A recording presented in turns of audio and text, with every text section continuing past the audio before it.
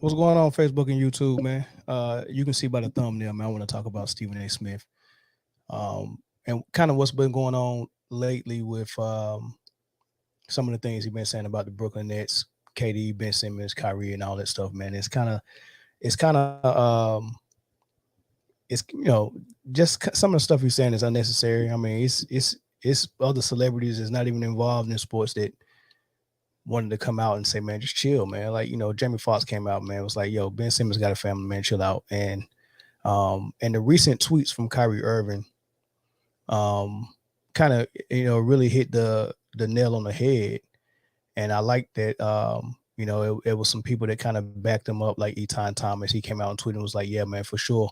What Kyrie Irving is saying about the media members and them being puppets and things of that nature is not far off the mark, man. It's actually an accurate statement. So I appreciate Eton Thomas for saying that, but I kind of wanted to kind of like dissect some of the things he said, so I'm gonna play some of his comments and I'll be pausing it, and commenting on some of the things he say, man, because a lot of stuff he say is kind of inaccurate. And it's the dangerous part about that is so many people listen to ESPN and First Take and Stephen A. Smith's show that some of the things he's saying you would hear people repeat it, and they do that without any type of research or any type of foundation to back up what they're saying to be facts. For example, Kyrie is someone that doesn't show up for work.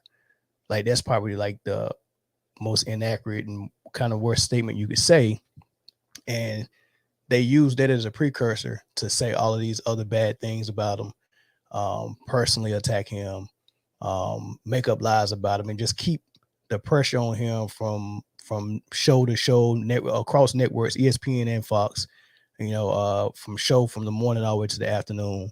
It's just different guys like Kendrick Perkins, Nick Wright, Chris Broussard, Stephen A. Smith, Jay Williams, just different guys just taking continuous shots at him all day long. And it's all from that foundation of he doesn't show up for work, which is like weird. So I'm gonna play, before we get too far ahead, I'm gonna play some of the stuff that Stephen A. said as a response to Kyrie's Twitter rant that he had a couple of days ago. And in his Twitter rant, Kyrie was saying things like, the media, come after his brothers and sisters, and and things of that nature, and saying that they're puppets, and saying that they're just doing stuff that's going to help them get clicks and views and stuff like that. And it's not a lot of truth to what they're saying, man. And it's very sad that you go on a show like that and continuously do this to a brother, all because you got some type of disagreement with him. So let me play his comments, and then I'll come back and comment after that. This is Stephen A. Smith on his show First Take, responding to Kyrie's Twitter. I'm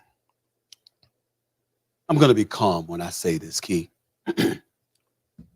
We are witnessing one of the most delusional athletes in American history. He's lost because he's so big on telling everybody else they're lost. Kyrie is also slick because he's trying to get away with something that I'm not going to allow him to get away from. You can try to paint this issue, Kyrie, into anything you want. What it comes down to, and what everybody's focusing on, you don't want to show up to work. All right, so I'm going to pause it there. So he's saying that Kyrie Irving is trying to make this about anything than what it really is. And, and what he meant by that is Kyrie, when he, said that, the network comes out to his brothers and sisters and everybody know what they're talking about. We do know what they're talking about. There's a lot of people that that agree with Kyrie that ESPN as a network and anybody else network that is surrounded around sports, it is okay to take as many shots and to be as far off on the shots you take and be as personable as possible when you're taking shot at a black athlete. Like everything is fair, right? That's a a known fact that everyone has been pointing things out like that. That's no secret behind it. There's no repercussion for what you say and how you offend someone. You only have to be right half the time. You can just say these things and you got free reigns to do it. There's no protection for the black athlete at all in that regards, right? So that's kind of what Kyrie is talking about.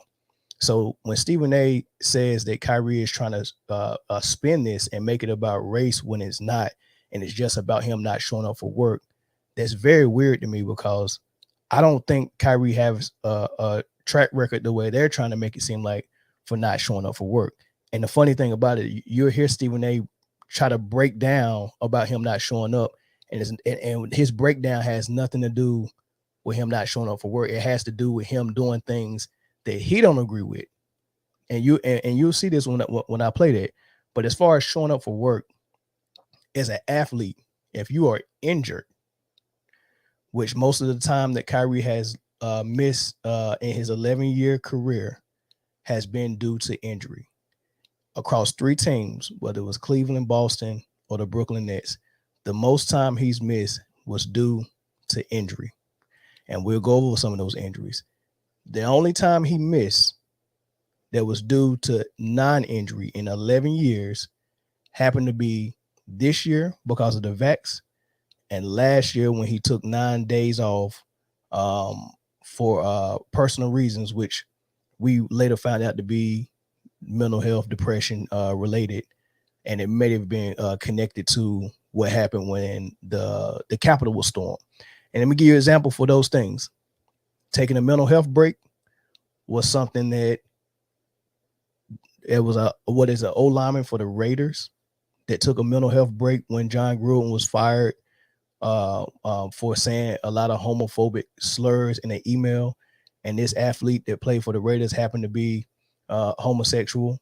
That was enough for him to need a break. The fact that his coach that he played for, that he went out there and bled, sweat, and tears for, him getting fired and being exposed for some of the things he said and some of the things how he felt about the LGBT community, that was enough for him to take a mental break, right?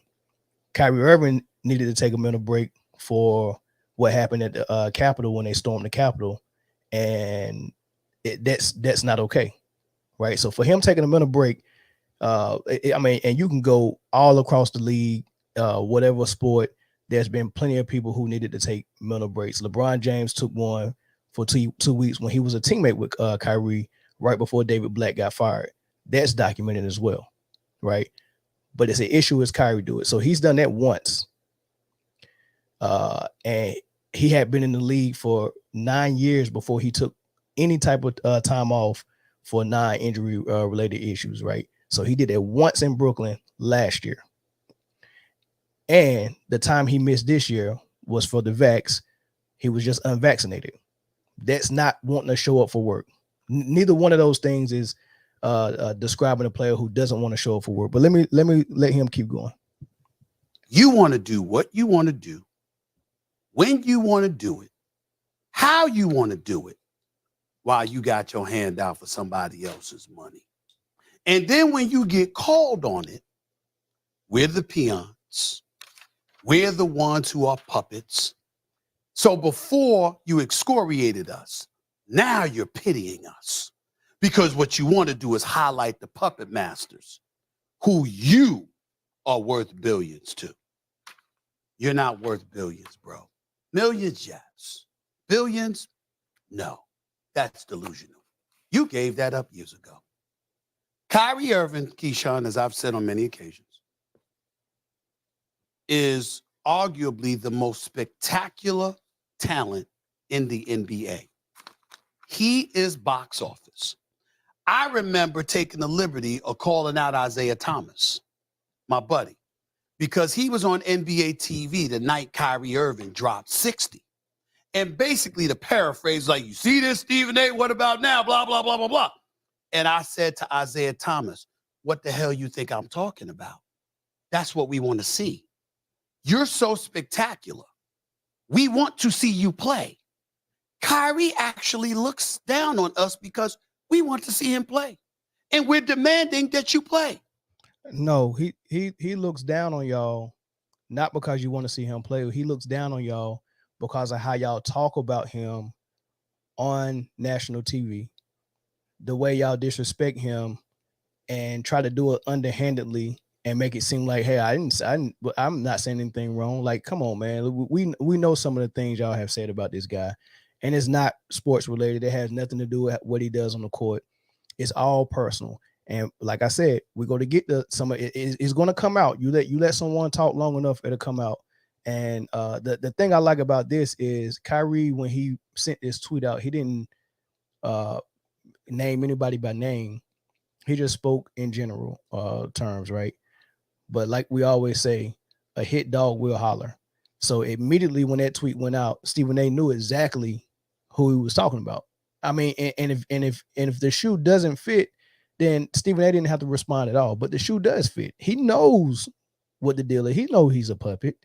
And I'm gonna prove it to you by the end of this video. But he knows he's a puppet. But no, the fact that you want to see him play doesn't make sense for him to be mad at someone or look down on someone because they want to see them play. They look down on you, Stephen A. Smith, is because the way you talk about brothers, not just Kyrie.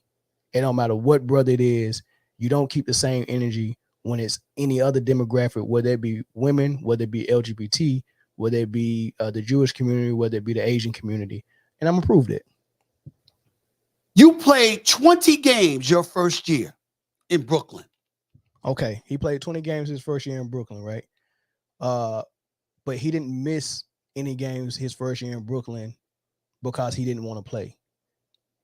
He had a show. Well, first and foremost, his shoulder was messed up as a freshman at Duke, right? And he's had missed games since Duke, and then even in the league when he was in Cleveland, he missed games for his shoulder. Even in Boston, he missed games for his shoulder, and again, and he finally had surgery on it his first year in Brooklyn. He shows up.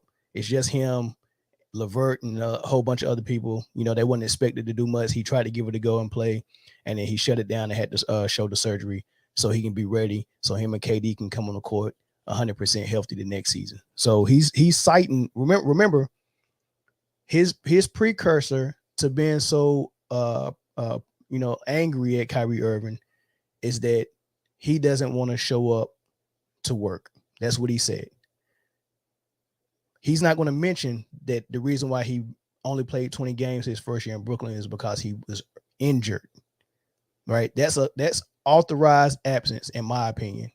And, you know, I think a lot of people would agree with that. If you're hurt and you get surgery, you can't play. That's not showing up to work. That's being injured. So if the worst case scenario, you can call Kyrie Irving injury prone, but you can't say he doesn't want to show up to work. That means you missed, 62 games, whatever, but I think the season was halted at that time because of the pandemic, okay? You missed your share games. For injury. You come back the next year, you play 54 games. You come back this year, it's the pandemic. You missed 53 games. Okay, so missing 53 games because he's not vaccinated, which there's several players in the league and in other leagues and other sports who's not vaccinated. That's not wanting to show up to work. He keeps trying to mash everything up. Like he would say Kyrie Irving habitually doesn't show up for work and then start citing times where he was out for injury and trying to mix it in with the vaccination time he missed and try to make it seem like he's just decided not to show up. And the fact that that's working on a national stage and so many people are running with that narrative like it's something that's real is beyond me. Like, I don't understand how people just allow him to keep doing it. Like, he's been doing that for years. And the crazy thing about it is he's trying to act like his whole career is just full of him just taking time off for personal reasons and just leaving the team and doing all this stuff. Like, he's trying to act like that's his whole career, right? Which is crazy. And it's not. It's just not. Kyrie Irving is one of the greatest professionals at missing work. Right now, the season is over. He got 6 months off. 6 months off on top of the 53 games that he missed. Okay? And he's getting paid over $30 million. And don't think for 1 second he didn't get his money. He got money now. He got his money when he missed. So here you are. You don't want to work unless you want to do it when you want to do it. He said he don't want to work. He's the greatest player ever in missing work for injury.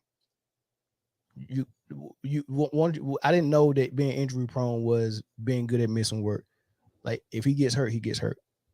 You come back from the whole mandate, and even though you had spectacular games, there were other games where you were struggling, and literally he went on the record and was talking about he ain't got his legs. So what does coming back from a team suspension because he's not vaccinated? He pretty much got suspended for not being vaccinated, right? His team said, you can't play home games, so you can't play any games. We're going to suspend you, and we're going to take half of your salary because you're not vaccinated. So you really think that someone can force you to be vaccinated, right? Even though the league didn't mandate the vax, New York did. The league didn't mandate the vax. He's in his rights to not be vaxxed. There's nothing wrong with that. And it's gonna be funny because Stephen A. Smith had to come out and say there's nothing wrong with not being vaxxed, but he's gonna penalize Kyrie for not being vaxxed because his team suspended him. So once again, here's an absence that's not on him. That's him not being vaxxed is not the same thing as him not wanting to show up for work. It's not the same thing. You can't confuse those two. Me not being vaxxed does not mean I don't want to show up for work because my employer doesn't mandate that I get vaxxed. And even if they did, they're wrong in trying to mandate that for a person that asks for religious exemption. You got Jonathan Isaac, you got all these other players, Aaron Rodgers, you got a lot of players who didn't want to get the vax and elected not to. That's okay. So are you got to be honest, are you really doing all this fuss about Kyrie not getting vaxxed? Because it doesn't match the narrative that he doesn't want to show up for work. Once again, being injured is not the same thing as not wanting to show up for work, and not getting vaxxed is not the same thing for not wanting to show up to work. So once you take those two out of the equation, the only thing you have is one time that he took, I don't know if it was 9 days or 9 games, he took off for mental health a break that he needed, which I've already described that we have several other players who've done that before who's not getting this type of heat. So why is this heat coming? They a little bit tired. Well, what the hell were you doing with all of that time off? It's beyond the pale to ask that question. No, you said he didn't want to show up to work. You didn't say anything about his legs not being there when he finally came back. He finally came back. He was in shape. He didn't need a rep up like Ben Simmons did. He came and they said we need you to come back, and Kyrie was ready to go the very next game. And when he came back, he balled out. The first time he had a back-to-back, it was something he had to get used to. So there's nothing wrong with coming back and not having your legs. And then you go out on a Twitter rant and you start spewing this stuff. Why? Because the media who gets paid to cover the sport is asking you about the sport you voluntarily signed up to play, getting paid an exorbitant amount of dollars to play. Half the time you don't show up to work. Half the time he don't show up to work. I mean, like, your words mean things. So half the time you don't show up to work. 11-year career, and you said half that time he don't show up to work. Call a spade a spade.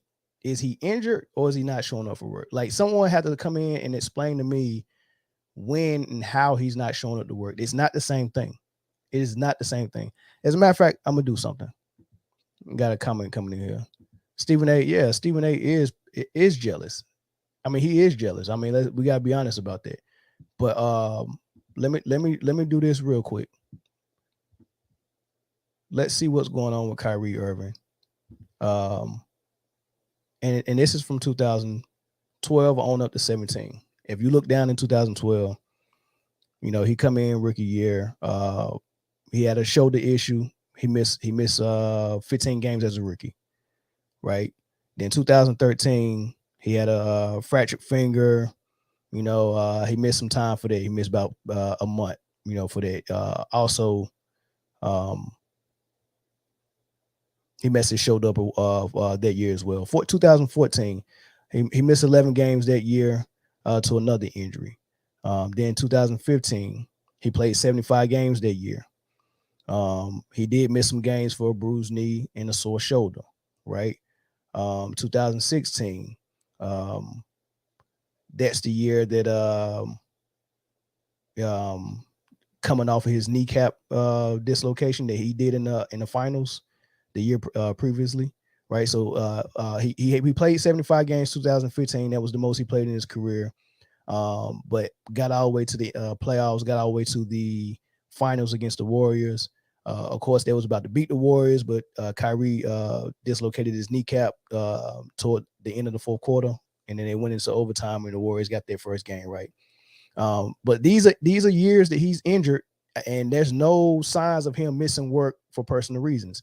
2017, he played 72 games that year, which is another good number for him. He played 75 and 15, 72 and 17, right? But he missed some games for injury for that as well. And then you can go to 18. Let me get this comment out the way. He missed a few games, sore shoulder, sore quad. And then I think this is his first year in Boston. And he left that season early. Remember, that season, he started out being in the MVP conversation. Boston had the first or second best record in the league all the way up to right before the All-Star break. And then Kyrie Irving had to miss the second half of the season. I don't know if it was the whole second half. I think it was probably the last third of the season, because he went to have knee surgery to clean something up in his knee, which was something that he was going to do because he threatened Cleveland, if you don't trade me, I just go ahead and get this knee surgery that I need instead of playing injured on it. They traded him to Boston, and he played hurt on the knee as long as he could, and he had to go ahead and have that surgery. Then 2019, he comes back. That was a struggle year, but he had some injuries for that. He missed about 15 games for that one. But this is Boston and Cleveland all the way up from 2012 to 2019. Any time that he missed was due to injury. All the time he missed was due to injury. Then the 2020 year that Stephen A was talking about, that he missed 20 games. Okay, he missed 20 games for his shoulder again.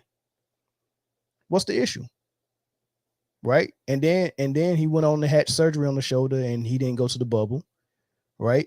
And then 21 is the year that he had, he played most of the season, and then he got hurt in the playoffs against the Milwaukee Bucks. These are all injuries. But 2021 is also the year that he took the personal time off during the middle of the season.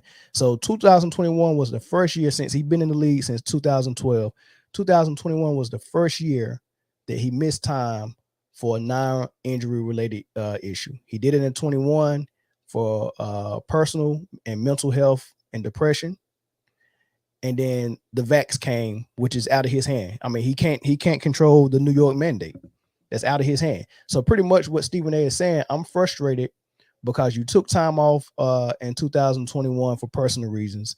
I'm not frustrated that anyone else did it. I'm not frustrated that LeBron did it. And I'm not frustrated that I forget the llama name for the Raiders did it. Like, no one else I'm having an issue with doing it. I'm only having an issue that Kyrie did it. Right? And then the vax, like I said, several people didn't take the vax. And then you got Thibault that played for the Philadelphia 76ers. He couldn't play in the playoffs in Toronto because he's not vaxxed. There's nothing wrong with not getting vaccinated in the NBA or any sports or any other career. Like, if you don't want to get vaxxed, you don't have to get vaxxed, right? You can't come and start just belittling a player because he didn't get vaxxed and because he took personal time off. Unless you're going to do now, even if I disagree with you doing that, if you kept that same energy for everyone and it just wasn't for Kyrie, it'll make more sense. Like, it'll make more sense if he was outraged about everyone who missed time because of the vax. It'll make more sense. And then I wouldn't, no one would be talking about Stephen A like this. But since it seemed like it's just Kyrie, it's starting to look very weird. Point it out. They point out the load that you put on your teammates because of your absence, and talk about how that may very well be the reason why you got swept out of the first round. And that is on us. See, when you talk about Keyshawn, a player, and we're talking about, the media's talking about your personal life, I'm down with you, bro. Personal life ain't none of our business. Wait, personal life ain't none of your so how did he just slide there by us? Personal life ain't none of your business. Like, this is all personal that you're talking about. Not taking the vax is personal. That's a personal decision. You shouldn't be on a sports show going off. Shouldn't be, why isn't going in there LeBron for quitting on the Lakers, or when he quit on the Cavaliers? Like I covered this before on a video. When Kyrie and LeBron was in Cleveland, it was David Blatt's second year. I think the first year they went to the finals and lost. The second year they started out and Blatt and LeBron was having issues. LeBron wanted Blatt fired.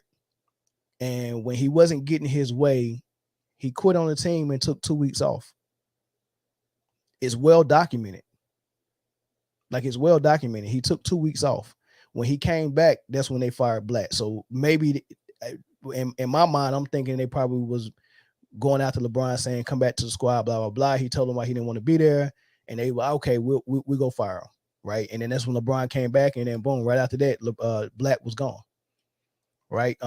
So, I mean, these are things that are well documented. Easily. Talk about that. Or at least make it seem like you're not personally, or you got something personal against Kyrie Irving. And it seemed like everybody does. Stephen A thinks going in on fellow African Americans is getting him brownie points with ESPN. Sam, it is getting him brownie points. That's how he got his position. He's I mean, and he's teaching. He's the new blueprint for ESPN. It ain't someone great like Stuart Scott, who was just happened to be great at his job. I can't remember a time when Stuart Scott was getting questioned as a black man. Like, I never remember him being off code so bad. Right. So those are the guys that people, that was minority was looking at like, man, he made a way for himself at this network and this company. He made himself valuable. He did that 100% on how good he was at his job and how unique he was, and the whole different audience he was able to reach because he spoke like someone that we would see at the barbershop. Right. That's how he paved his way. Stephen A. Smith has some talent, but what is really making him such a company man and such a coveted man at this network is that he is going out and doing their bidding, and he knows the assignment. He knows it. Once we keep finishing this video, I'm gonna prove it to you. Right. Stephen A needs to leave Kyrie alone. He's the one making it personal. You're right. He's making it personal. You know me. You know how I roll. Ain't none of my damn business. Yeah. Play. What you do with your personal life is your business. I ain't got nothing to say about that. That's a lie. That's not what you do with your personal life is not something he feel like is not his business. He will put it on ESPN, on national TV. He don't care. It don't have to do with sports. Okay. But what you sign up for professionally, what people are professionally assigned to cover, they have a right to sit up there and say, yo, you ain't showing up to work. There's always something with you. Yeah, it's always an injury. I mean, call them injury prone. No one would even think twice about you saying that because it's true. If you wanted to discuss just the sport and not someone's personal business, right? Why are you talking about his vaccination status? And why are you talking about him taking 2 weeks off for personal reasons? It's personal. You just said, I don't care about the personal stuff. So other than the vax and the personal reasons, the only time he's missed was injuries. It's on the screen. The only time he's missed is for injuries. That's all. Just injuries. I don't get it. There's always something. And so when he goes on a Twitter rant like this, to me, it is an evasive tactic to try to infuse or implement race, beliefs or whatever into the equation. Ain't nobody going there. All we saying is you are a spectacular talent who is a professional at taking time off. It's 11 years in this league, Keyshawn. He has played 60 games or less 7 times. But you see how he tried to smush that in? He said he's a professional at missing time. And then said his 11-year career, right? I'm going to put it on the screen again. His 11-year career, he's missed, or he's only played, well, he's played less than 60 games 7 times. Look at the reasons why he's only playing 60 games. He's going out there and battling and playing at the highest level and dominating, might I add, and he's getting hurt. Look, broken finger. He had to come back in a mask one time. We had a fracture on his eye and all this crazy stuff he's playing with. Badly twisted ankles and shoulder issues that he played through, and then eventually had to get surgery. And then knee issues that he played through, and eventually had to get surgery. A kneecap dislocation. Like, these are the reasons why he's missing time, and he's trying to sneak that by people that ain't going to actually remember what actually happened in real time, or who wasn't even watching the sport at that time, and is just going to take his word for it and think that Kyrie Irving just don't show up for work. And he's going to say he's missing all this time because he's a professional at not showing up for work, and he ain't mentioned injury not once. So to the person who's not really paying attention, they're going to leave away from listening to this clip and thinking that Kyrie Irving, in 11 years he's been playing, has been missing time every year because he just didn't want to show up. That's the way he's making it sound. That means in nearly 3/4 of his career, or to nearly 2/3 of his career, this brother takes a quarter of the season off on top of the 6 months he religiously gets off. All right, now that's a flat out lie. He just said he takes a quarter of the time off. He's saying he takes a quarter of the time. That's like saying, hey, I don't feel like playing today, I'm not showing up. That's basically what he's saying. That's a flat out lie. That's a flat out lie. It's egregious. It makes no sense.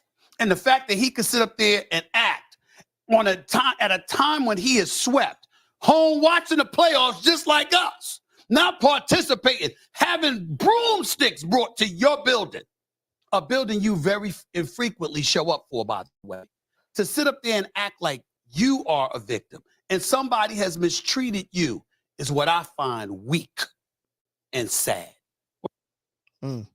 So to answer that question, why do I think the reason Stephen A has been pushing this narrative for so long?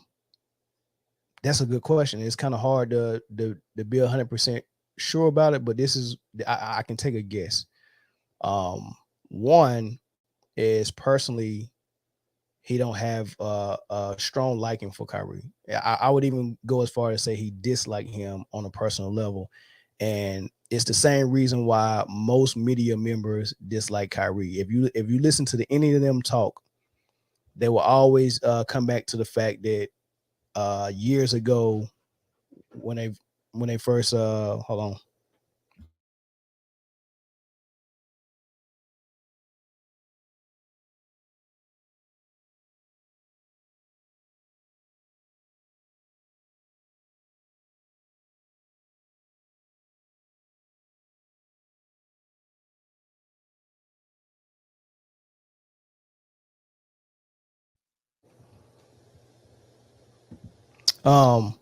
But yeah, so that they will always.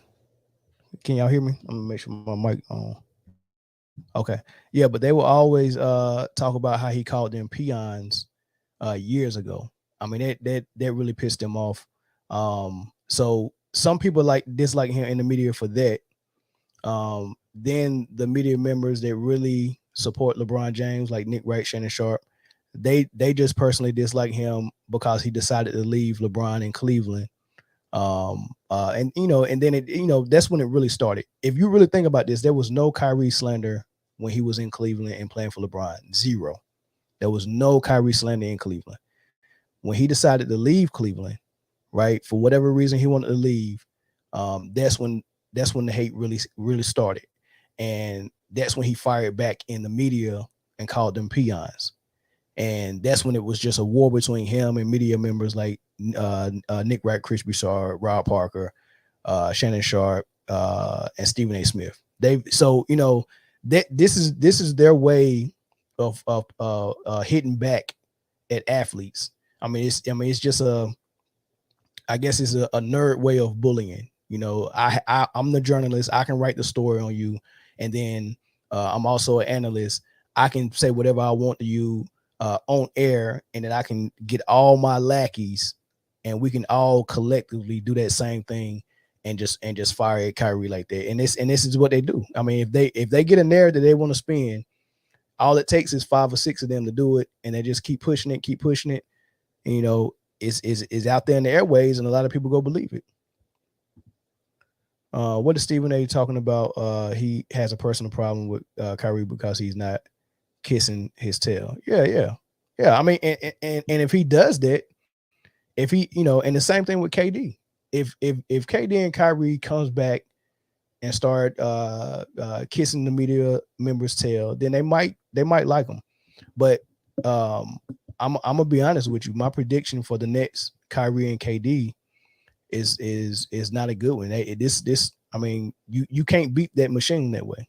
You actually have to kind of be nice to them because now I don't even think the NBA favors them like that. After I seen how they did KD in that Boston series, I don't even think they got. I mean, they have to.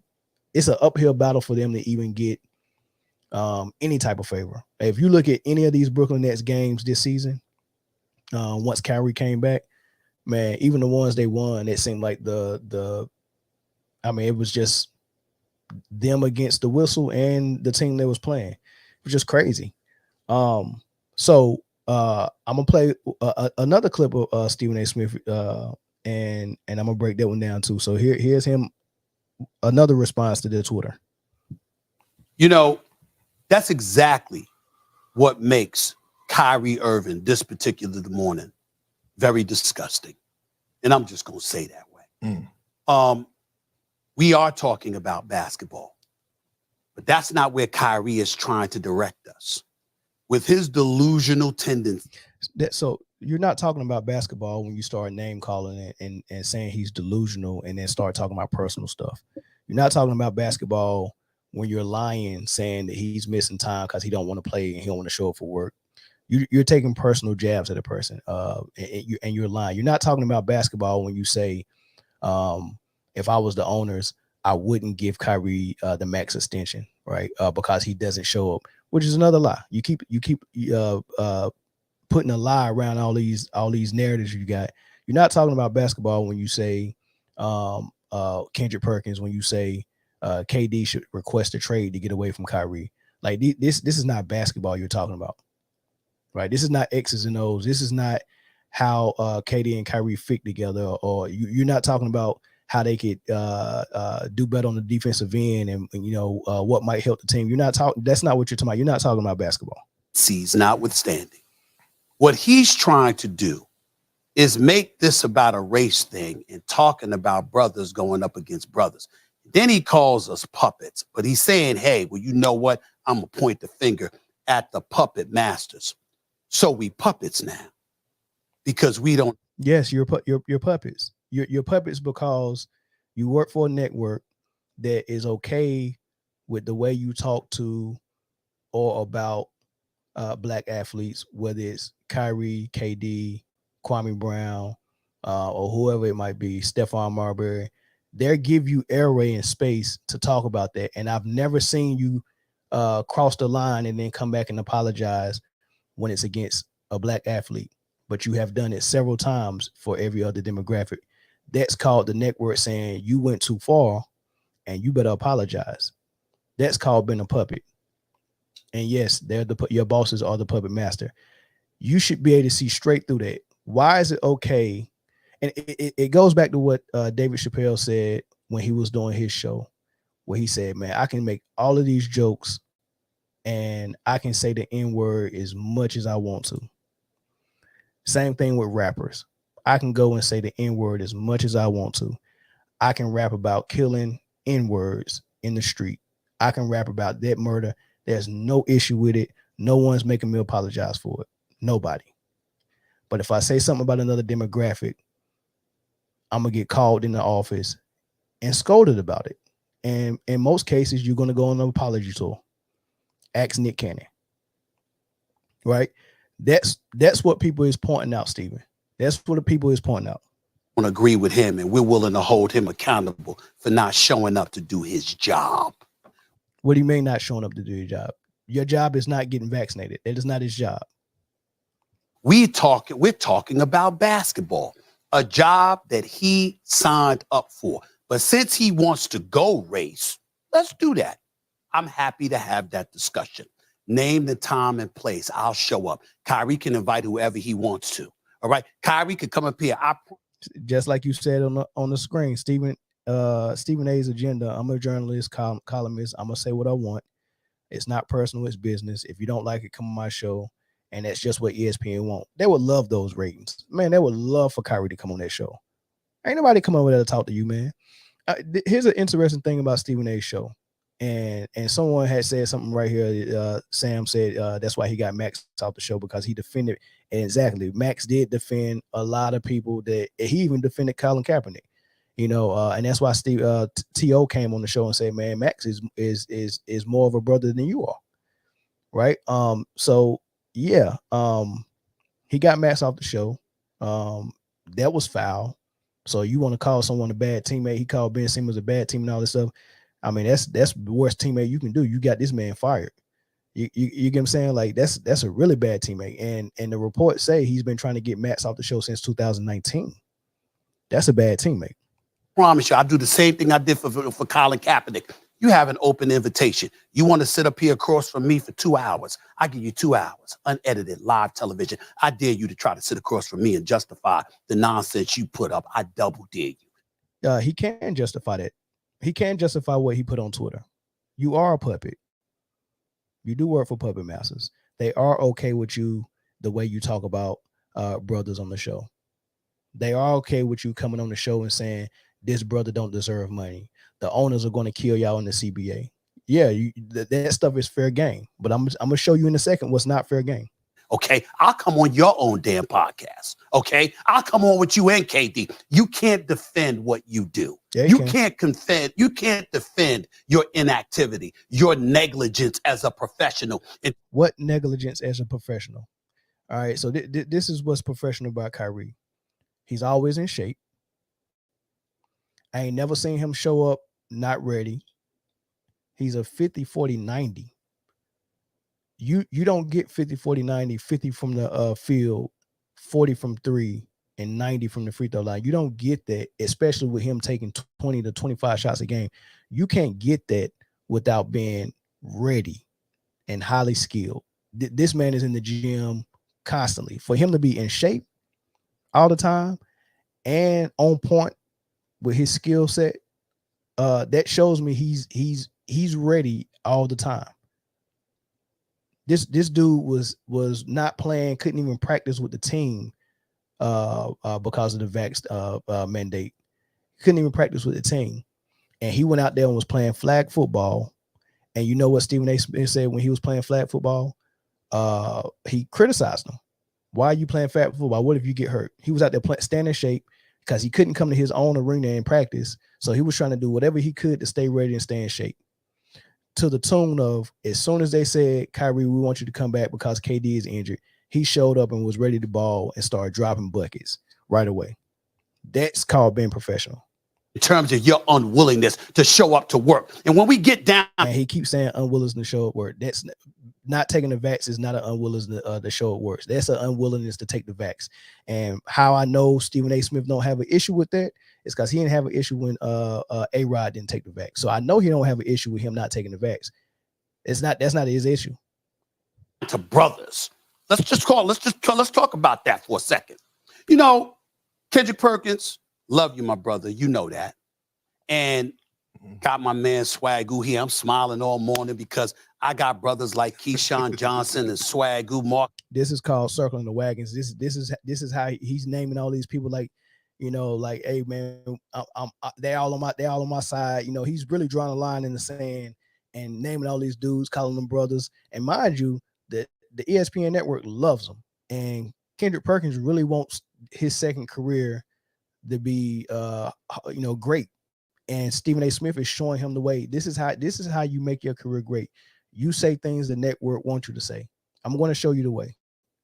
Jay Will, same thing, all of them, right? This is Keyshawn Johnson as well, right? They want great careers, right? They're low level analysts. They're not that good. Keyshawn had a show with Jay Will, and no one was watching it. They had to put Max Kellerman on it.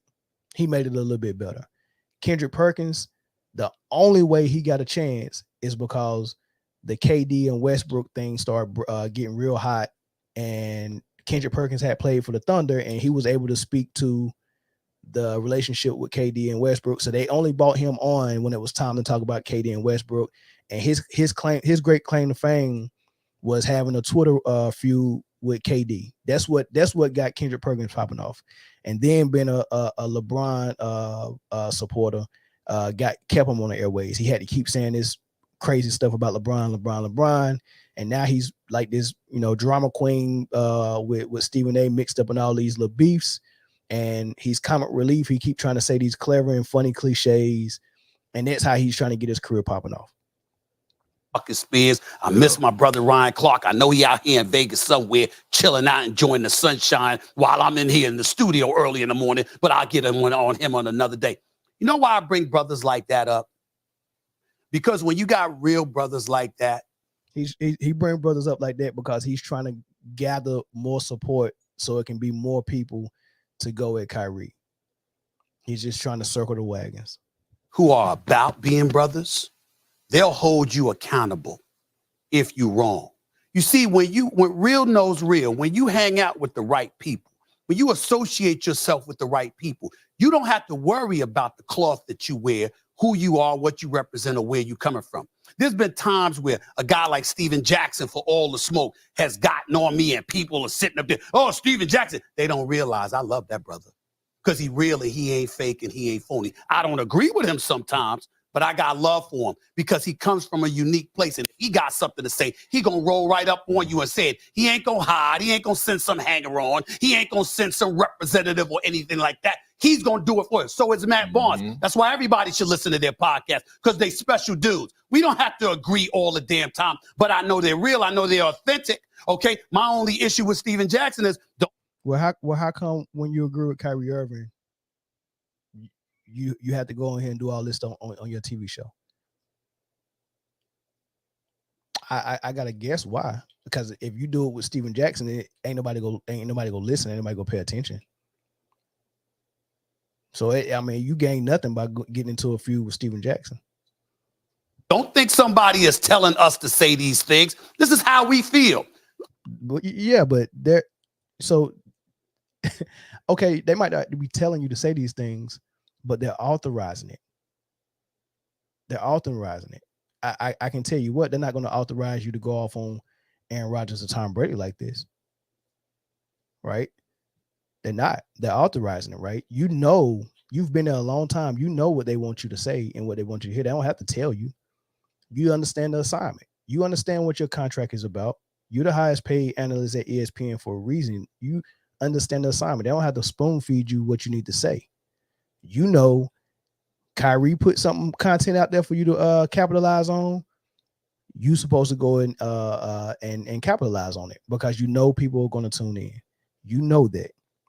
And you know you can go as far as you need to go with these black athletes because you know they don't have they don't have an entity protecting them, and it's going to hold you accountable for the BS that you say.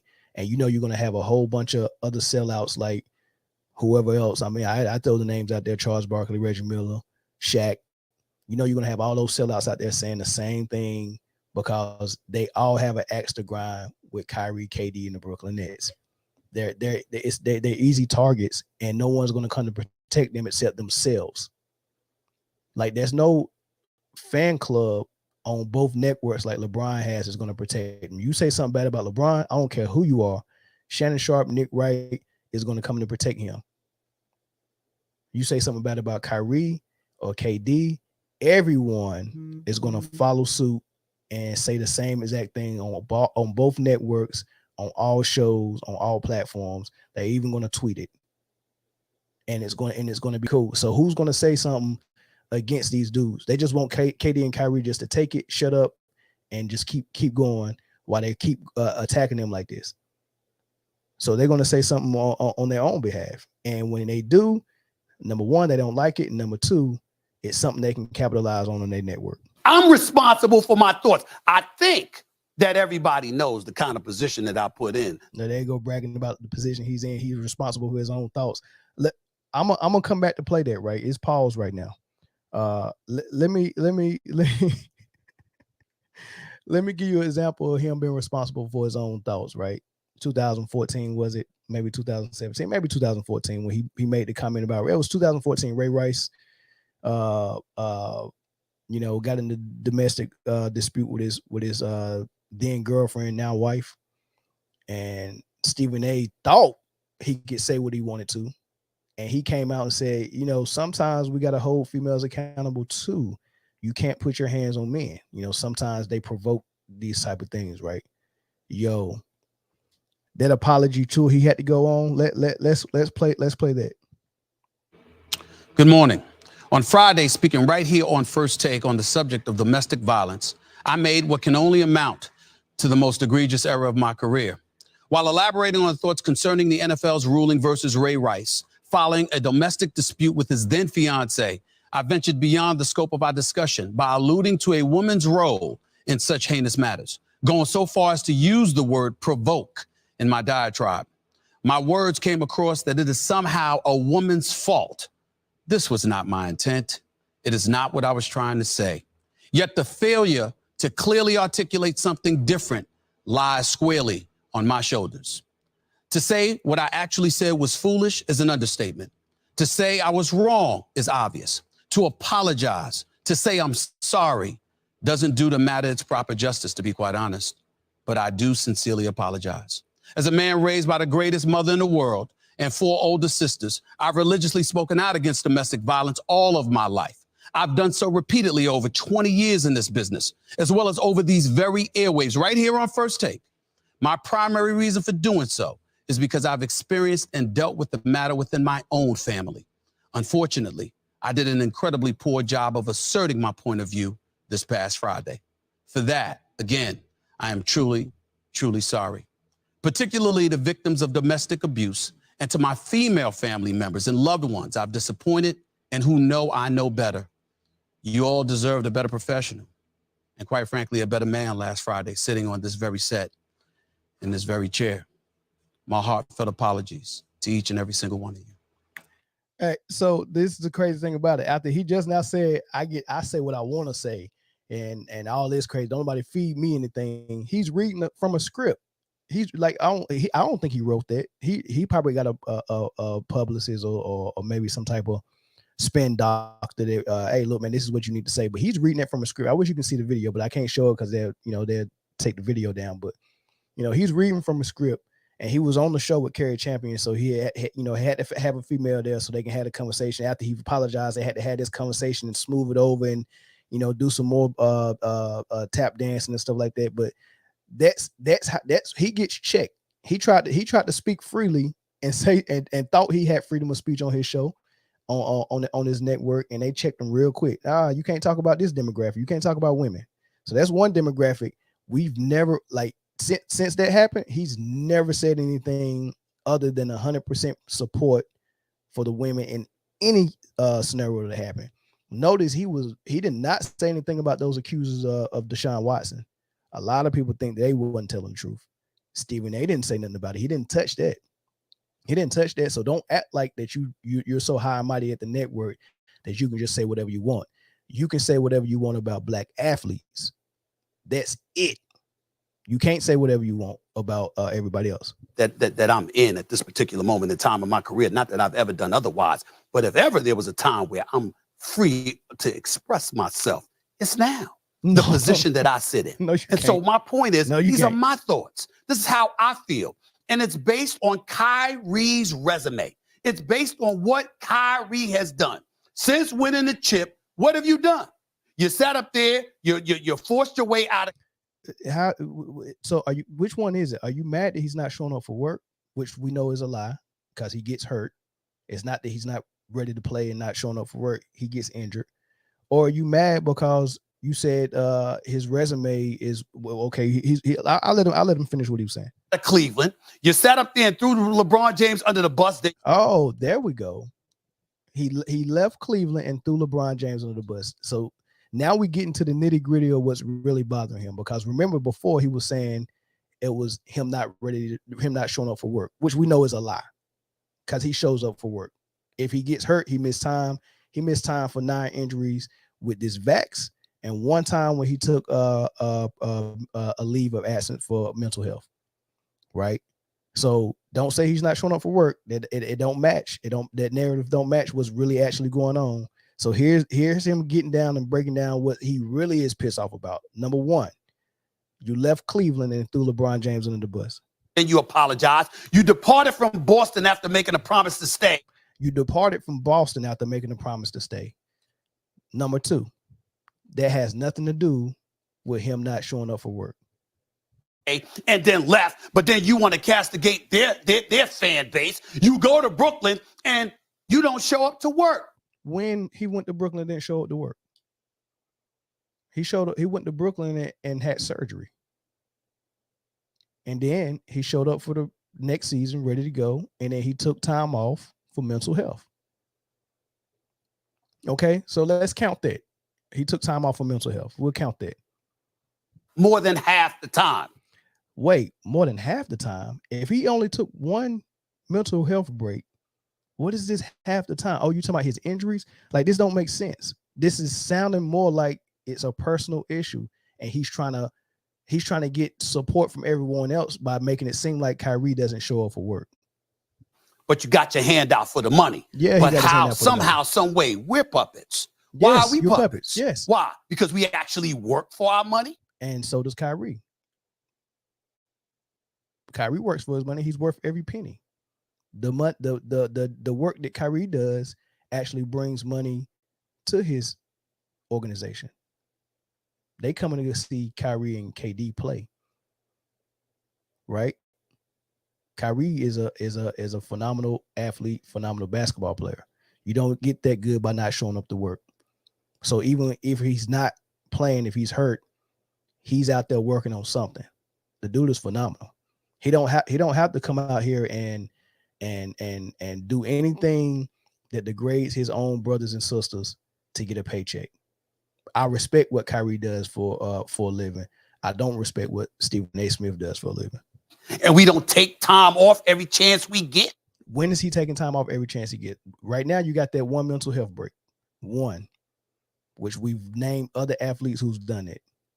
This is who Kyrie is, and this is who he has become. He has not progressed. He has regressed, okay? He's aloof. He's snobbish. He's aloof. He's snobbish. Now we're getting down to the nitty-gritty. Remember, you left LeBron. You left Boston after you said you was going to stay. He's aloof. He's snobbish. He goes about the business of trying to give the impression that he's better and more intellectual. He don't like the fact that he acts smart.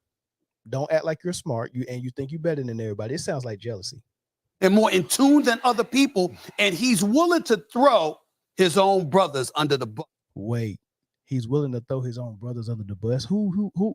Wait, let's think about who got thrown under the bus by Stephen A. Smith. Didn't Matt Kellerman lose his position on First Take because Stephen A. went to the bosses and said it's either me or him? I want him out of here, X, Y, and Z. He's had it out for Matt Kellerman ever since he started showing him up on the debates. He started showing him up on the debates. He didn't take a position where he felt like Stephen A. Smith was here and he was here, right? And Stephen A. didn't like that. He wanted him to see him as above him, right? You know, he didn't like the fact that Max saw them as equals. He didn't like that, and he tried to prove that to Max every show. I mean, he talked so degrading and condescending to that man, and then got him fired.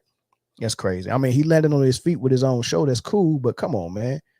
Like, really? And the only thing that saved, because the ratings went to the dumps after Max Kellerman got fired. And the only thing that saved that show was Kyrie Irving was the main topic. Once he started talking about Kyrie Irving, people started listening again because he was saying so much stupid stuff about Kyrie that we wanted to hear. It was like watching a train wreck. And then Jay Wills came on there and checked them. So it's almost like if someone was smacking Stephen A on national TV, there's a lot of people that watch. And that's what it felt like when someone came to support Kyrie Irving and check Stephen A. Smith on what he was saying. And it seemed like Jay Will was doing it, and it actually helped the show. I wish I wouldn't have watched those episodes. I wish I just would have known them, but it helped the show and it brought the show back. Kyrie Irving brought the show back. Bus while talking about brotherhood. Just because we said, damn, bro, can you show up to work? If that ain't egregious, I don't know what is. I mean, we already established that it's not about him not showing up for work, because we already established that he shows up unless he gets hurt, except for that one mental health break. And I guess you can count the vax, but that's not on him. They suspended him. I mean, you can't force him to get vax. That's not him not showing up to work. Like I said before you came on this show, Kendrick Perkins, and I'm going to say it again. Kyrie Irving, more than anything, you are a superstar, spectacular basketball player. Let me tell you what you ain't. Let me tell you what you ain't. You ain't a dude that's going to get the last word. Oh, he had to make sure he put that little thread out there. Remember, I'm ESPN's token. I can do and say whatever I want as long as it's about black men. I can do that. And you're not going to get the last word, because I got all these clowns like Kendrick Perkins that want to learn the way of the sellout. And I'm going to teach it to them. And as long as I'm selling out, ESPN is going to see me as valuable. And I can daggone get so many lackeys up under me to learn this, and we can all come after you. And they're going to do it, because if they don't, then I won't say good things about them to the bosses. I don't give a damn what microphone you have, what television camera you have, what support you think you have, or whatever the case may be. What does this have to do with basketball? Didn't he just got finished saying a while ago that this is about sports, this is about basketball? You ain't going to have the last word. That's reserved for people who actually show up to do their job. We ain't talking about race. We ain't talking about black versus white. We ain't talking about... Yeah, because you can't talk about race. You'll lose your job. About puppets or puppet masters. We ain't talking about the media. We ain't talking about peons. We're talking about you not wanting to show up to work, and you get swept and you on the court smiling like you on vacation. Now, this is one thing I do like about Kyrie. I do like the fact that when he plays, he's a competitor. When he plays, you see fire in his eyes. He wants to score on everybody. He wants to lock up. He wants to D. We seen that. He's a competitor on the court. You don't have to be a person who thinks that the end all be all is NBA basketball. There's nothing wrong with Kyrie, or anybody for that matter, that loses a game, whether they get swept or they lose on the game 7. They can go over to his opponent, like Jason Tatum, that he played with, and give them a warm embracing hug. I think that's what we really need. This pitting people against each other, I'm not for it like that no more. I love competition. I love playing ball. I love going. I'm going at the player I'm going against and stuff like that. And it's fun. We was taught that growing up. It's kind of addictive now. It's kind of in our blood. But when you sit back and think about it, look, man, I'm a daggone millionaire. You're a millionaire, and we playing to entertain people that love the game of basketball. And we're going to compete because it's a competition. But after that, after we finish competing, what am I hating you for? We just seen Ja Morant get locked up by Pat Beverly, and when they put them out, Ja Morant went to Pat Beverly and embraced him and hugged him. He went to Anthony Edwards, embraced him and hugged him. Right? There's nothing wrong with that. That's what we want to see. I love the fact that Jason Tatum and Kyrie Irving still have a good relationship. I love that. I love the fact that a lot of other Boston people over there, because it kills that narrative that Kyrie Irving was a counselor to that team. They love Kyrie over there. They love Kyrie over there. And I love that, right? I don't want to see Kevin Garnett and Ray Allen be pissed off at each other for 6-7 years, and they don't talk again until KG get his jersey retired in Boston. That ain't fun. Who wants to do that? That makes no sense, man. That's what's wrong with our community now. Ain't nobody on code. And we think that this rule that was made for whoever we work for whoever writes our paycheck, this rule of, oh, you need to be all, you need to be this dedicated and you can't be concentrating on anything else other than basketball. And you need to play hurt on one leg and all this stuff. And you see Kenny Smith walking now, man, this dude looked like Bambi when he learned how to walk. Knees touching leg. I mean, I've never seen someone's knees so close and their feet be so far apart. What kind of legs do he got? And all for what? You get what I'm saying? So all that junk is crazy, man. Like you want to see people crying, leaving, like that don't do me no good. I didn't enjoy seeing Embiid crying, after Kawhi put him out. I didn't enjoy that. I didn't look at that and say, now that's a competitor. No, I didn't do that. Look, I'm embarrassed. I used to cry when I lost basketball games. I'm embarrassed by it. I wouldn't let my son do it.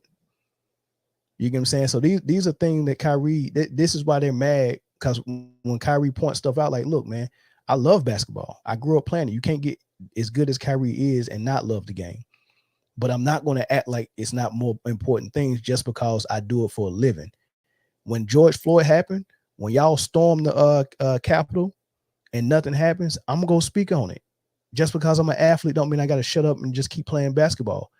If I need to take a break because this country look like it's going in shambles, like, take a minute break. There's nothing wrong with that. And this is the type of thing that they're mad at him about. Literally smiling like you on vacation. There's nothing wrong after with getting swept, and then going to a post-game locker room in front of the press and talks about how you are going to sit down with KD and management and plot out the future. You didn't even have the decency to really question whether or not you even deserve to be in that room planning anything. That should be reserved for people who show up to work, Kendrick Perkins. Yeah. I mean, it's just crazy, man. So this is what I want to do. I don't think he wrote that apology either. Let's look at your resume. All you do is attack black athletes. What do you want? What they want to do, not allow your profession to control them. Stephen A. Smith getting his feelings too much. He does get in his feelings. But look, I'm about to blow your mind, though. I'm about to blow your mind. The media have made a narrative that was Kyrie versus the Boston players, when in fact Kyrie versus the fans. Every time they play each other after the game, they still do the handshakes with each other in chat. Yeah, it's not him and the players. The fans mad at him because he left. But I mean, so what? He left. So what? Be mad all you want to. So here's what I'm gonna do real quick before I end it. Right? You heard how Stephen A. brings the fire when it's talking about Kyrie or any other black athlete for that matter. You heard how he had to apologize for his domestic violence comment in regards to the Ray Rice situation. Like I said, the only time Kyrie has missed in his 11-year career was due to injury and one mental health break and the vaccination mandate. Stephen A. Smith, at the beginning of all this, made it seem like Kyrie not taking the vax was an issue. Kyrie not taking the vax is the reason why you're not playing, and that's his issue, right?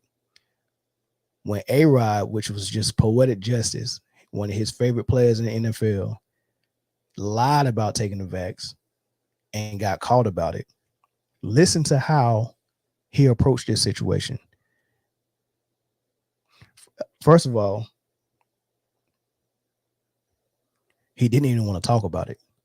Listen to how he approached it. How bad does Aaron Rodgers look this morning? Listen to that. This is gonna hurt. That's like when you whoop your son and you be like, man, this is gonna hurt me worse than it's gonna hurt you. Right. That's what they are like. I gotta say something because I was on Kyrie head so bad about it. And I'm on TV and I gotta try to keep the energy. I really don't. It's gonna hurt. That's what that was about. Well, we all know where I stand with Aaron Rodgers. We all know where I stand with Aaron Rodgers, right? I gotta tell you how much I love this dude. I'm the one that coined the phrase, he's a bad man, because he is. I think as a talent, one could easily say he's the greatest talent at the position. I know this. This is one of the hardest days I've ever had because I got that much love for this. He still ain't got to the criticism yet. This is one of the hardest days. Did he say in my life? He said it's one of the hardest days. It's hard for him to have to say something corrective about what he did with lying. He don't got no problem saying it with Kyrie though. Brother as a quarterback. Aaron Rodgers looks very bad today. Aaron Rodgers looks very bad. That little spanking. Hold on, let's keep going. All the wrong reasons. Aaron Rodgers is a liar. Okay, Aaron Rodgers is a liar. Now, notice he can't say anything to protect him about lying, right? That's obvious. He lied. You can't combat that. But what he's not saying is him not taking the vax is an issue. Not taking the vax was an issue for Kyrie. Not taking the vax for Aaron Rodgers wasn't an issue. The only issue that Aaron Rodgers had was lying. If Aaron Rodgers wouldn't have lied about it, Stephen A wouldn't even said anything about it.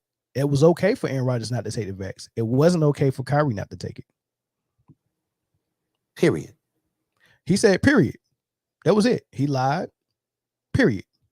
He lied through his teeth. He lied through his teeth. With a smirk on his face. With a smirk on his face. Regarding a matter that is very, very serious. Now, I'm not going to get into vaccination or unvaccinated. He's not going to get into vaccination or unvaccination, but he ain't had no problem getting in the weeds with Kyrie about the vax. I ain't even pull up the video or the audio of him getting on Kyrie at the beginning of the year about the vax. He got on Kyrie really bad, talking about you think you smarter than everybody. How you go be smarter than the science?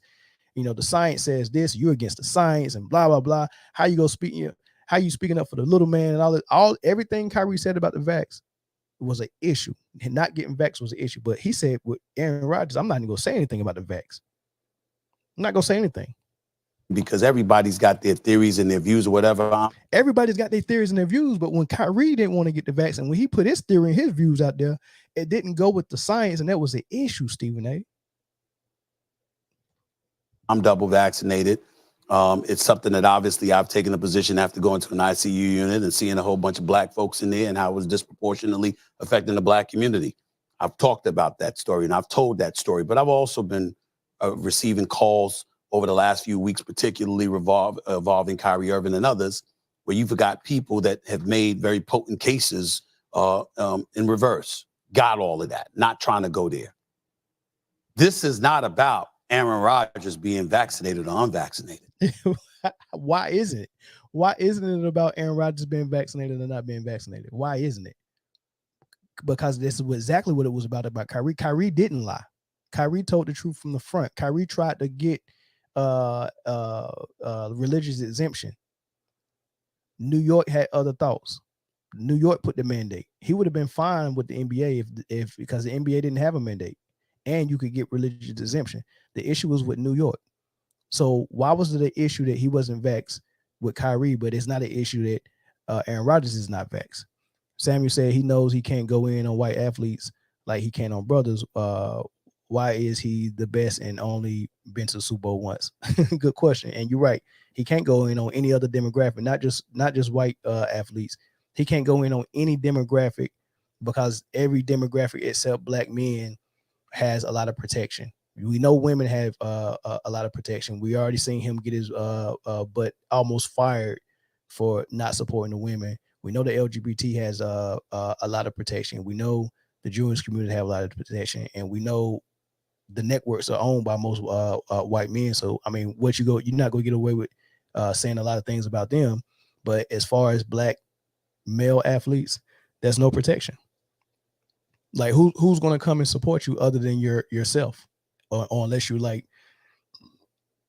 someone like LeBron James who got people within certain networks that's going to speak on your behalf, like Shannon Sharp and Nick Wright. So it's just weird.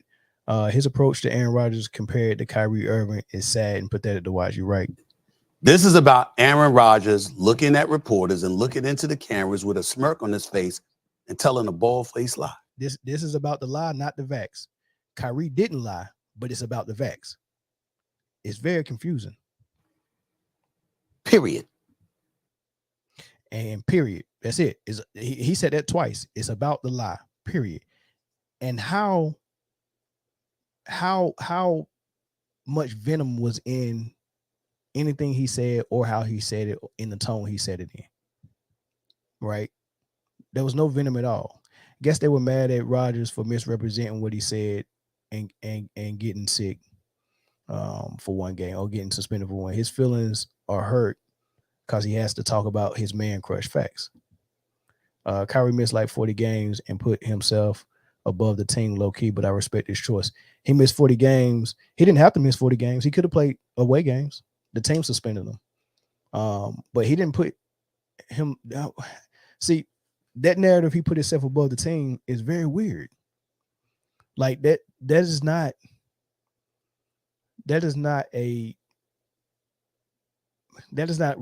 real to me when we're talking about the vax.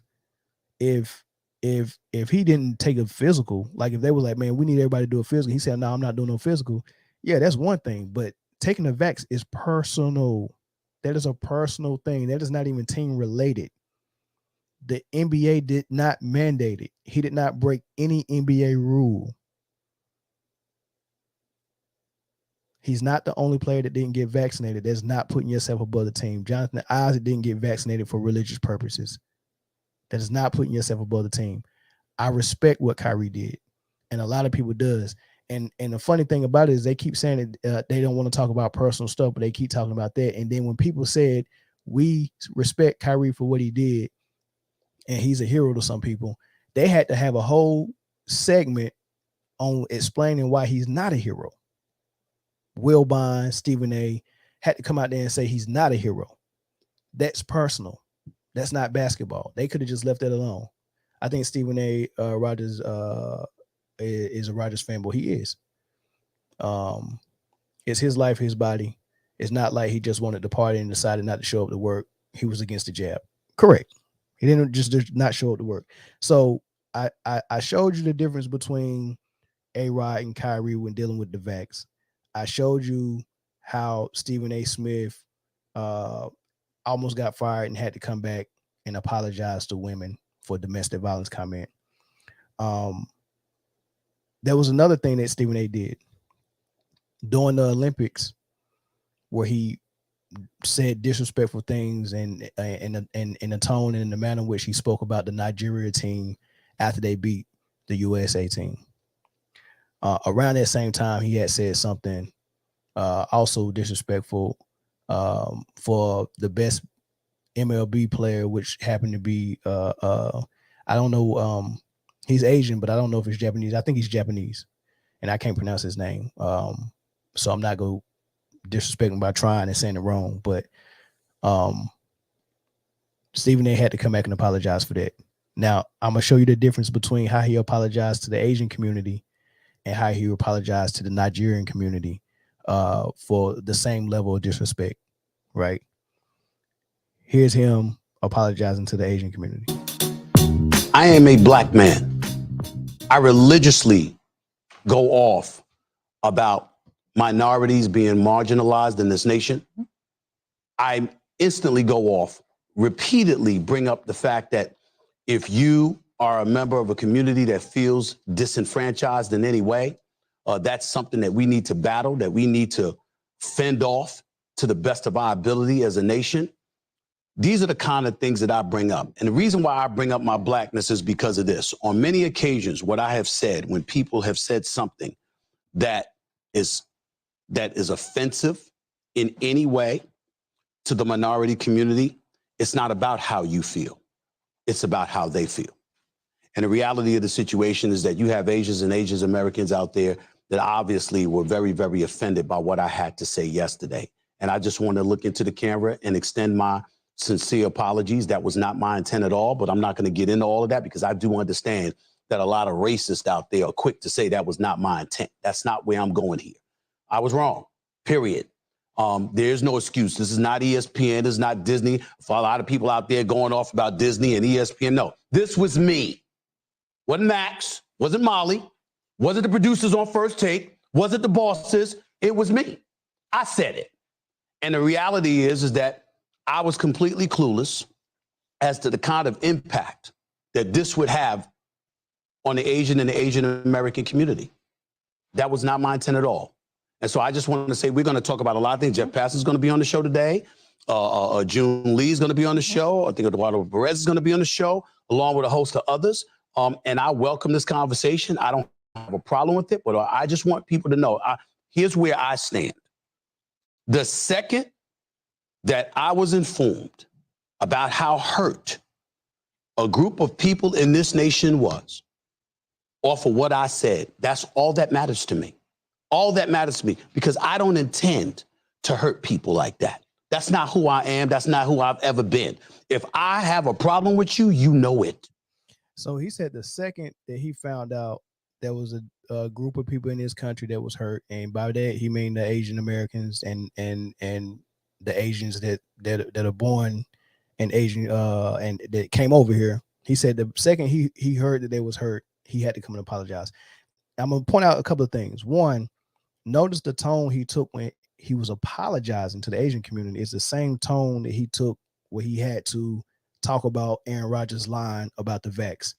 It was the same tone versus the tone when he's talking about anything that Kyrie does. Right? One has a lot of venom. One is almost an apologetic. Like the way he talked about Aaron Rodgers, he was saying one thing, but his body language and his tone and his facial expression was almost apologizing to Aaron Rodgers that he had to even say that. It's the same tone when he was apologizing to the Asian community, right? Now, what he said about the hitter, and thank you for putting his name with Shohei Ohtani,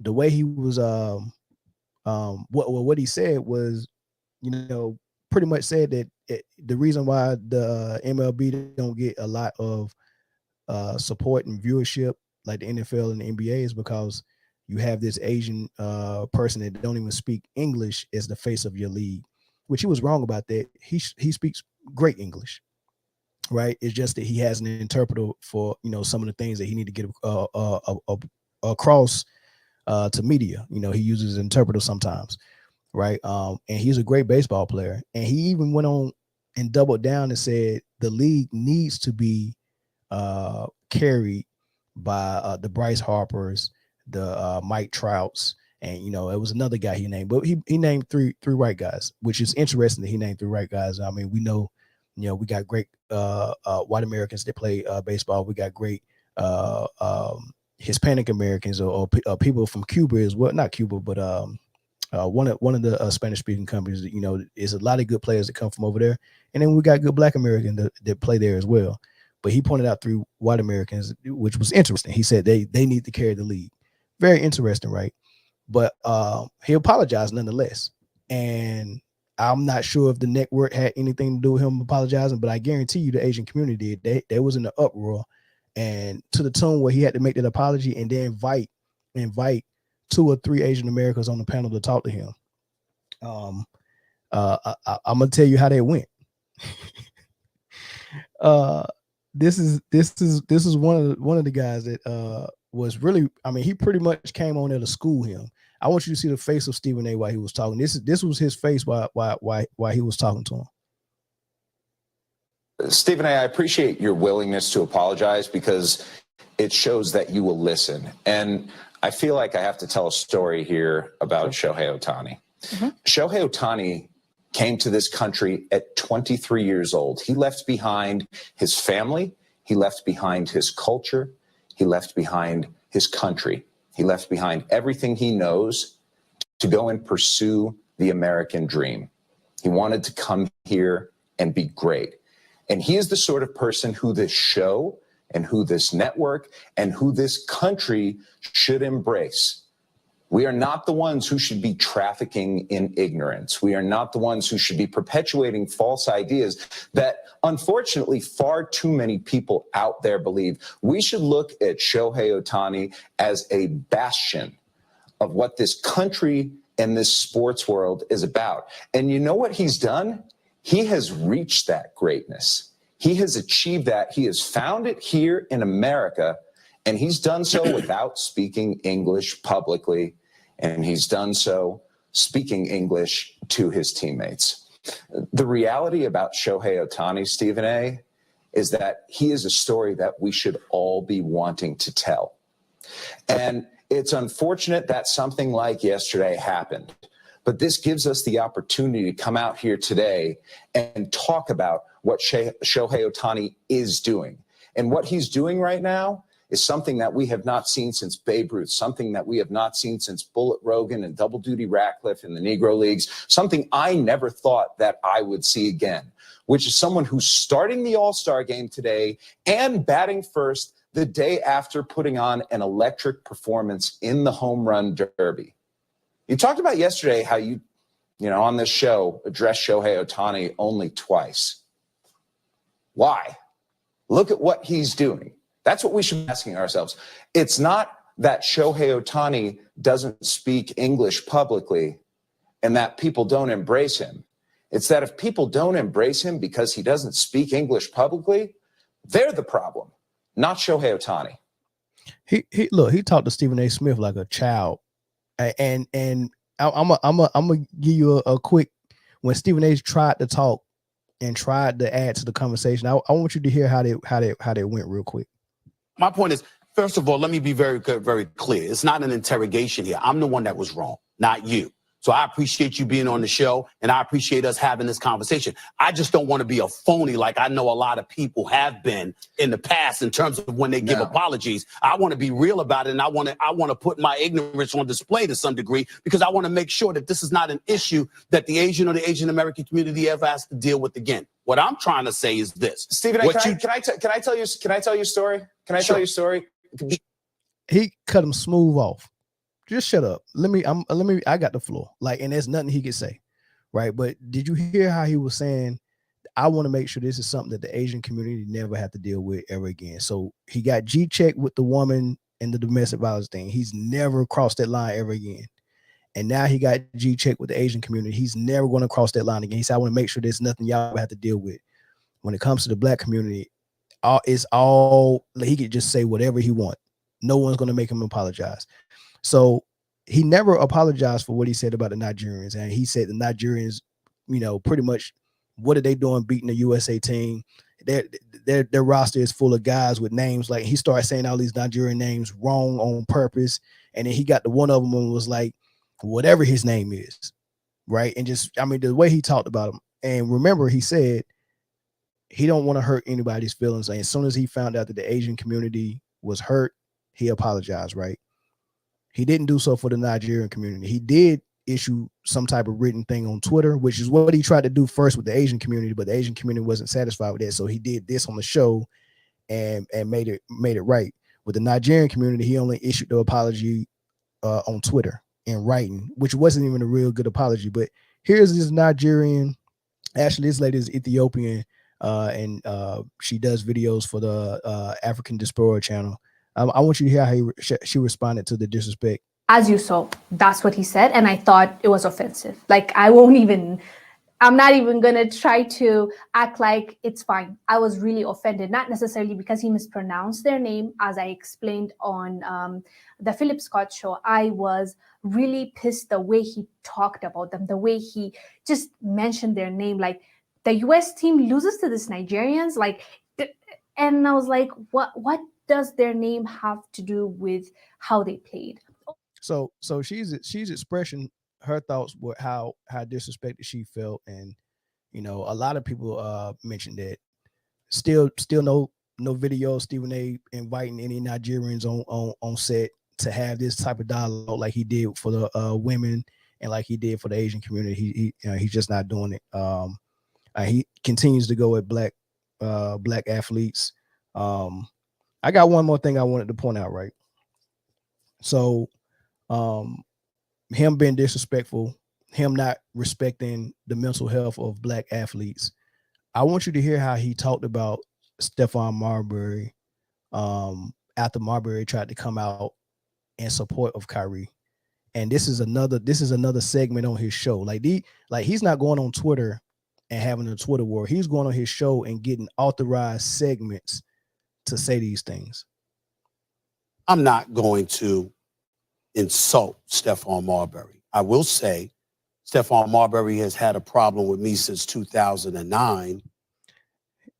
He said he's not going to insult Stephon Marbury, but I want you to hear what he says after he says he's not going to insult him. I'm not going to insult Stephon Marbury. I will say Stephon Marbury has had a problem with me since 2009 because we thought he was a bit bizarre when he was eating Vaseline, literally on video, like it was a bunch of cheeseburgers or something. If that's not an insult, the way you saying it, after you know that he was doing it because he was in a stage of deep depression, and you still like you can't make the mistake. If you said something about it years ago when it happened, and then you found out that he was in deep depression, and you say, okay, I apologize, I didn't know you was going through that, and then that's cool, but you can't years later come out and make a joke out of it on your TV in front of millions and say he was eating Vaseline the way you said it, like cheeseburgers, after you said I'm not going to insult him. This is crazy. Like gobbling Vaseline, crying. He later admitted he was depressed and what have you. And then obviously because of that, the level of awareness with, issues of mental health came in the fold. And so that's nothing to joke about or to How is it nothing to joke about, but you're joking about it? Be disrespectful about. As it pertains to him and his support of Kyrie Irving, I can understand it. Stephon Marbury was on 5 different NBA teams. Here go more insults. He was on 5 different. Like, come on, man. Marbury was somebody. You can't think people are this dumb, right? Come on, man. That was considered an incredible, tremendous talent who had leadership issues when he was in the NBA. And so it seems more than apropos that he would come to the support of a Kyrie Irving. This dude got to be stopped, man, for real. This dude got to be stopped, man. So I think that's it, man. I just wanted to point all that out. The dude's an idiot. I'll tell you what I do though. I'm gonna share the link, man. I'll put the link on there. Y'all can join and tell me what y'all think about this whole situation, man, with Stephen A. and how he's allowed to just say whatever he wants about the black athlete, however he wanted, and how everyone else, if he slip up and say the wrong thing, he's got to come out and apologize, and how he does it. So I'm gonna leave this up for about 2 or 3 minutes to see if I get anybody to join or anybody to call in. The number is scrolling on the bottom of the screen. You can call in, leave a comment, or you can join the panel and have a longer conversation with me about this, man. I want to hear what y'all think, though. I enjoy all the comments that y'all got in there, but you can call in and you can put your comments on the air. I think he's too disrespectful. Instead of speaking on it by itself, he brings up other situations, right? I mean, if he really just spoke about it, the way it really is, it's really not nothing to be all that excited about. Like, he's super excited about these things, and it's like no one even cares, man. Like, you making people into the bad guy. Like, Kyrie just want to hoop. He just want to hoop. X, what's up? Well, the basics. I'm gonna start my opinion on Stephen A. Smith, but first, just casually, Michael Jordan is the GOAT. Okay, sorry. No, but anyway. So I have been actually defending Stephen A. Smith months prior to this because I feel like there were some moments where I feel like people were just doing too much but this shit, I don't. The whole thing where he started attacking Kyrie, but then he just started being all soft and soft and slow with his criticisms of Aaron Rodgers, and then a whole like, I'm not gonna insult Stephen Marbury, but I'm still gonna make a joke about his depression. Like, right. What the fuck? I don't even know what to say, but I mean that's out there. Yeah, it's crazy. Sam, what's up, man? Man, this Stephen A. Smith, man. going way back, man, way before any of this Kyrie stuff, man. I always watched, and he would be dying. I mean, dying, diving in on African American athletes. Right. And as soon as Max would say anything, he would get all up in his feelings. You can see it all in his face. It's just like you can see the jealousy. You can see the jealousy and the hate of a man that was a mediocre athlete that hates an athlete of his color that does not bow down because he's a professional athlete to the standards that the public wants them to live to. Like I said, they're still normal people just like us, and they don't have to put up with shit from people who really don't mean anything to them in their life. It's like Exactly. this is my job, man. I'm just here to play ball. You know what I mean? Once I get off this court, leave me the fuck alone. You know what I mean? What what I'm Why, doing is my business. why you think he don't like Kyrie personally, man?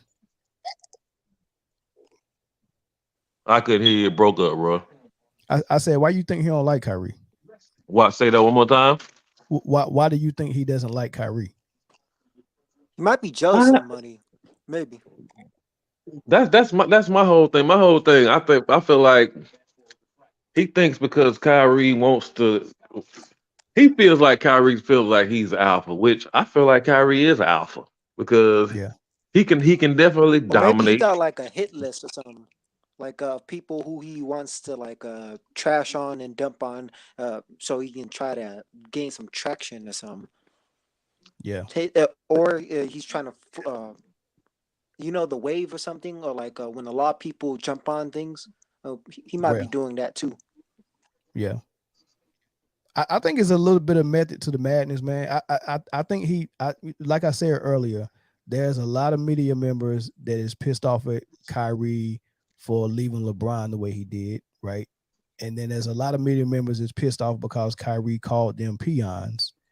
And then there's a lot of media members that's mad because they feel like Kyrie thinks he's smarter and better than them, and he wants to they want to take him off his high horse every chance they get.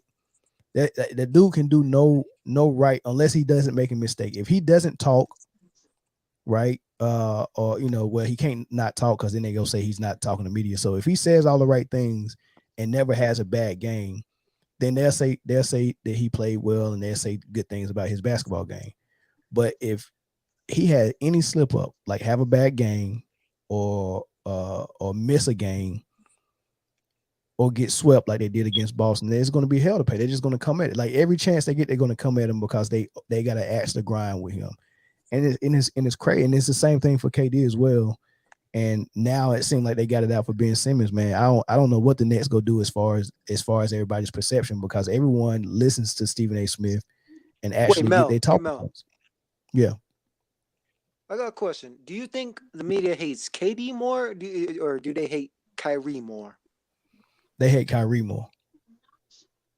Oh, KD working his way in there. Switch up quick. Yeah. It's almost even though. It's almost even though, because it's the same people that hate Kyrie that hate KD as well, because it's the LeBron fans.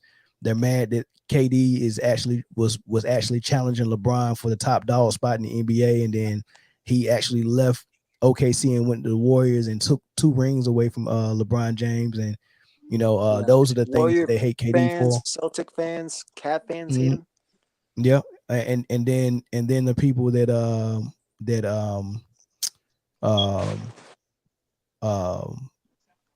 well, most of the LeBron fans and in the media people that KD come at as well, because KD has had Twitter beefs with Barkley, Shannon Sharp, and all these guys, Nick Wright, Chris Broussard. Like he comes at them on social media just like Kyrie does. So it's the same people hating them for the same reasons. So the only thing about KD is they don't have a lot of ammo fire at KD for. They do have a lot of ammo with Kyrie because of this vac situation and the time off he took last year for mental health. But before that, the only thing they could say was the Boston thing and he can't win without LeBron or something like that. You know, with KD, you know, it ain't much they can say. And now they can say this Boston stuff this year. They can use that against him. But other than that, KD was playing too well for them to have a whole lot to say about him. Hey, you know it's funny that they want to say this about Kyrie can't win without LeBron. My things with this LeBron thing is nobody is giving LeBron any flack about quitting on the Lakers because he quit.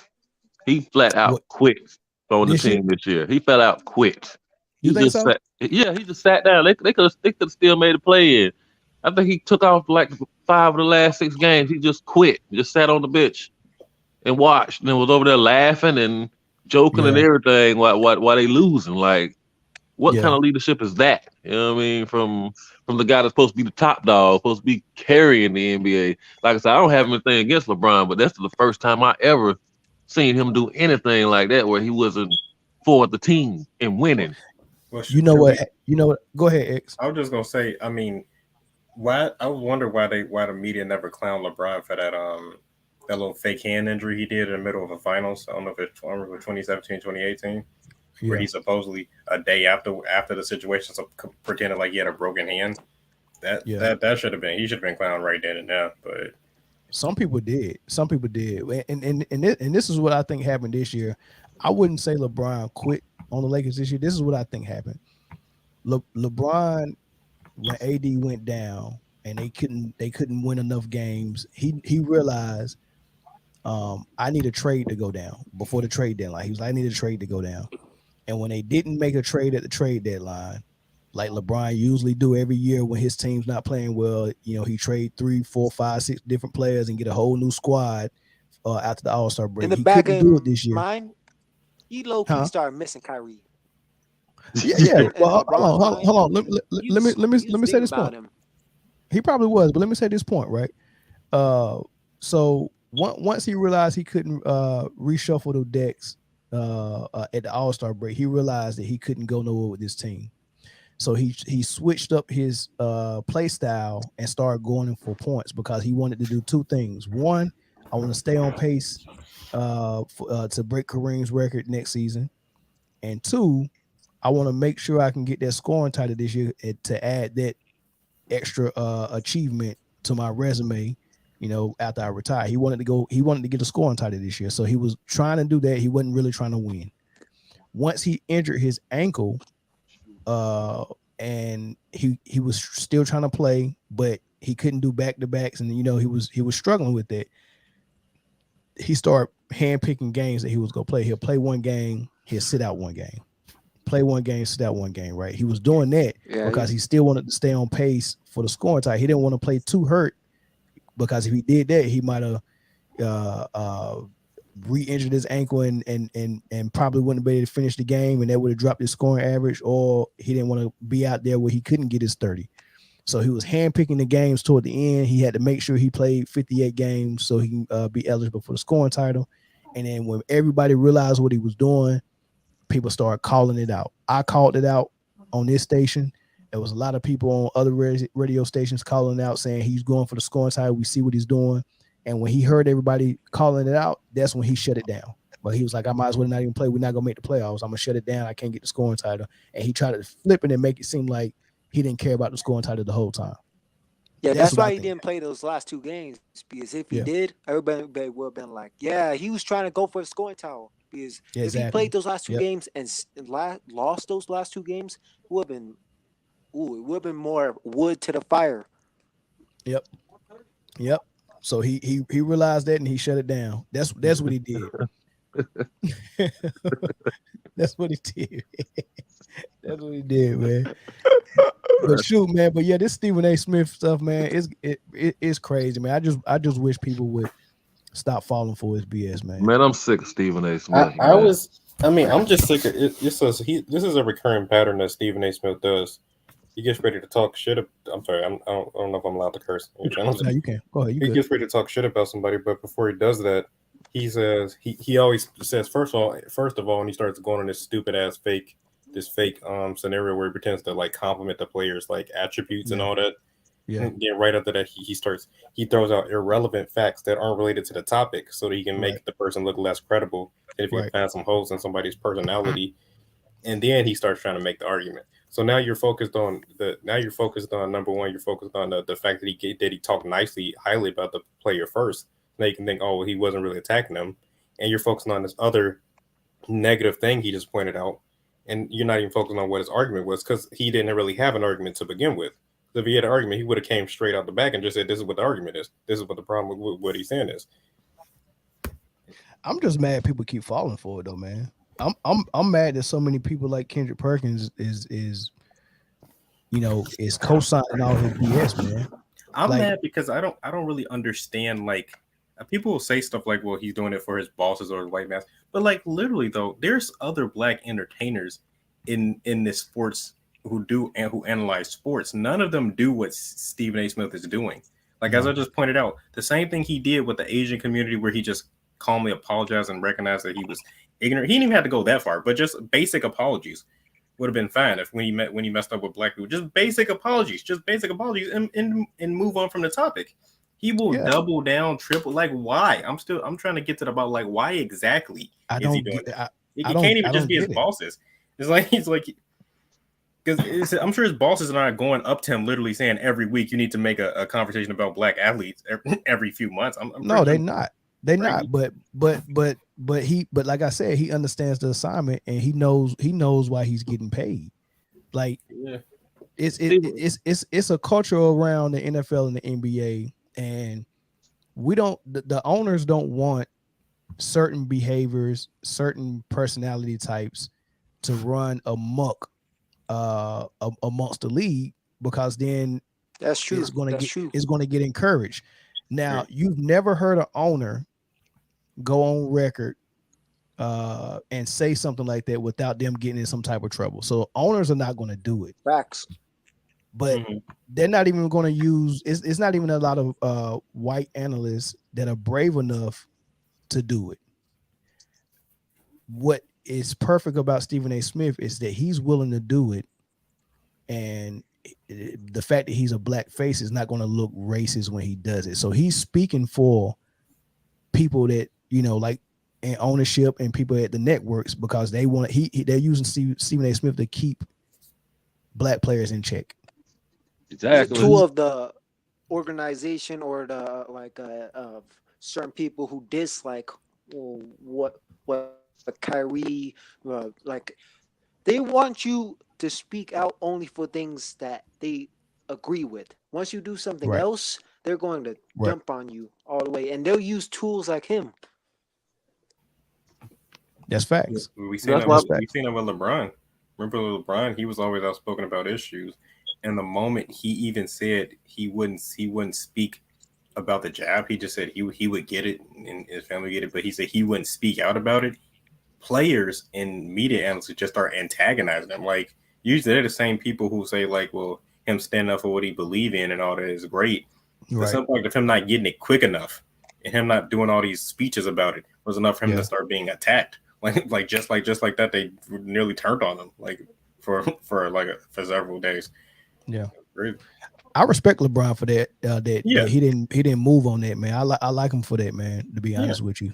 And if you really think about it, if you really look about around the league, and you see how bad the Lakers play, I'm not going to say that the league was against them, but the league wasn't in no rush to try to help the Lakers or LeBron out. LeBron usually gets those trades pulled off at the All-Star break. Yeah, not this season. And LeBron also usually get a little bit of favor of the whistle with his team. When have a LeBron squad been that he's able to play the whole season, been 17 games on the 500? So, and then when have you ever seen KD in the playoffs not get the benefit of the whistle? Oh yeah, they weren't calling up for KD. Nothing. But you know what's odd about this though? I think they said viewership is actually. I believe they said viewership actually went up this playoff series. The KD foul rule. What about it?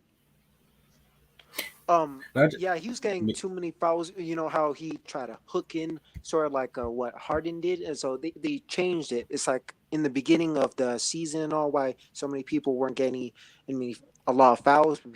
Some people would jump into other people, others would like try to hook and then try to do an N1.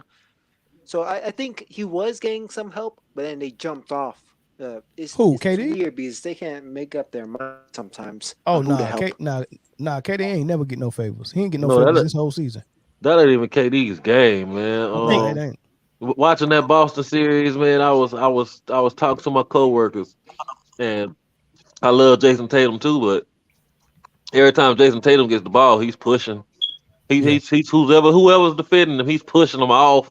Yeah, He's pushing them. He's pushing them to get space, and they never call that. And I was watching. Somebody was laying on KD's back, and KD just turned around, and it's an and got offensive called. foul. It's an Exactly. offensive foul though. Like, but Yep. Jason Tatum does this every time he gets the ball. He's pushing. He's pushing. He's pushing. Yeah. I'm like, yeah, they got it out for KD and Kyrie in the playoffs, and Yeah. also they had it out for the Lakers. Because they put them on TV so many times to make us watch them get blowed out, man. You know what I mean? But also, I think the media is also starting to slowly like get away from this era. Like they're slowly trying to move on to the next generation of players. Because I remember, I don't know if it was this year or last year, but they passed the no flopping rule, I believe, recently. Yeah. You know, it was the Harden and Bron was big on those calls, and with that rule change, I was questioning, like, it looked like that was going to change something. That was going to change the way players like played or the call or the type of favorable calls they usually get. So the NBA owners is trying to get back control over the league because what LeBron did with the player empowerment and the things that he was able to do, they couldn't help but let him do it because he was the face of the league. Right. And he was their big money maker, and then people started following his lead like KD, and he was like, man, I'm gonna go to Golden State, or I'm gonna go to Brooklyn, and I'm gonna do, I'm gonna pick my my co-star and pick my coach and do all this. Like, they getting tired of that, right? And they don't feel like they had control of the league, which is why they feel he got too much power. Too much. So now what they're doing is rewarding players who are not doing it that way. You see, Giannis got the ring. Giannis didn't leave Milwaukee; he stayed. Right. Giannis didn't ask for superstar teammate to build his squad. He just had a regular all-star. So they were, he got a ring. He's getting MVPs. If you look at every other team that's in the league, Curry stayed with Golden State. They're rewarding those players, and they're punishing players like KD and LeBron and forcing them out of there. Luka is going to get a lot of favor. Pretty much everyone, if you look at all the teams, they got vaccinated 100%. They didn't have any issue like LeBron, KD, or Kyrie brought to them, and they're building their team without team hopping and handpicking players. They're rewarding them, and you can see it. It's clear. They're rewarding them. They're getting all the calls. They're getting all the awards. They're getting talked about by all the analysts. Yeah. And it is what it is. I mean, it's people right now saying Tatum is better than KD. Yeah, that's what a joke. Like I said, I think they would have been better if they had actually succeeded. Like, because I'm just gonna call it what it is. No matter how much people try to stretch this out, this whole player and power movement has been virtually a failure in the response of how they were, the level in which they were supposed to win compared to how much they did win. I agree with that. So I just mean, like, I think if they had succeeded more, it would have been a little harder for the league to take control. But because of so many failures, now not only is the league going to be able to take control, not many people are going to care as much because we've just witnessed all these failures firsthand. Yeah. It's not like we feel like we lost something, but the players are losing control now. Yeah, and let me tell you how Stephen A. play a part in it. Yeah. He's already foreshadowing and letting everyone know and conditioning their minds to accept this wooden nickel that the owners is going to give the players in this new CBA. Like, he's been telling us for 3 years that the owners is going to eat the players up in the new CBA. He said, I know for a fact. I've been told that. He said, I have my sources told me that the owners are going to tear them apart in the next CBA. And what he's talking about is the player power empowerment, load management, and sitting out games. They say they're about to tear them up. They're about to tear him up, and he's already blamed players like Ben Simmons, Kyrie Irving, and Kawhi Leonard on all of it. Right? Just watch. He's been telling them, and there's two things he's been saying: the CBA is coming, the players is going to get killed, and he's been saying, "Don't get Kyrie a long-term extension." He said that all year this year, and it's freaking weird the way he's doing it. Oh yeah, he got a set few that you know what I mean. He got his problem with, man. Like I say, I just don't get it, man. Like I say, these are athletes, man. Injuries happen. People have personal problems. You know what I mean? And the media and Stephen A. Smith don't ever make the problems worse because they are spitting it out for everybody to know. You know what I mean? It's not everybody's business to know what these athletes are going through behind closed doors at home. Yeah. And we don't even like that. Like some of us are really hoopers that just like basketball, man. You actually would have people tuning in just to hear the basketball stuff. Remember, we used to watch ESPN just for the highlights. Oh yeah, and to hear Scott Van Pelt and Stuart Scott just talk about the highlights. Yep, that was me. There wasn't no look. This debate show stuff was cool when it first started. That was cool because we like barbershop talk. We like arguing. We like talking about who the GOAT is and who the best is. Like that's basketball to me. We get to argue about basketball, but then the debate started turning into like a drama. You know, it was like a soap opera, man. We started talking about other stuff other than the basketball. We started talking about people, you know, personal life, and you know, and then the people who are doing the debating, instead of them just being professional and just talking about basketball, they have personal vendettas and personal beefs with players. Man, that is crazy to me. Hey, you see how they ran Jalen out of there. Exactly. That was another one they ran out of there. And now he done got his own show. Yeah, but now he on that Stephen A. Smith blueprint now. Yep. Right. And you see that. I remember what's the name? Skip Bayless and Shannon Sharp. They both love it goes beyond basketball. Like if I remember if Pippen or Thomas or anybody comes out and says anything negative about MJ, Shannon Sharp just agrees with it blindly. He doesn't even know what he's agreeing with or what he's disagreeing with. He just blindly agrees with it and says it right. And same thing with Skip Bayless.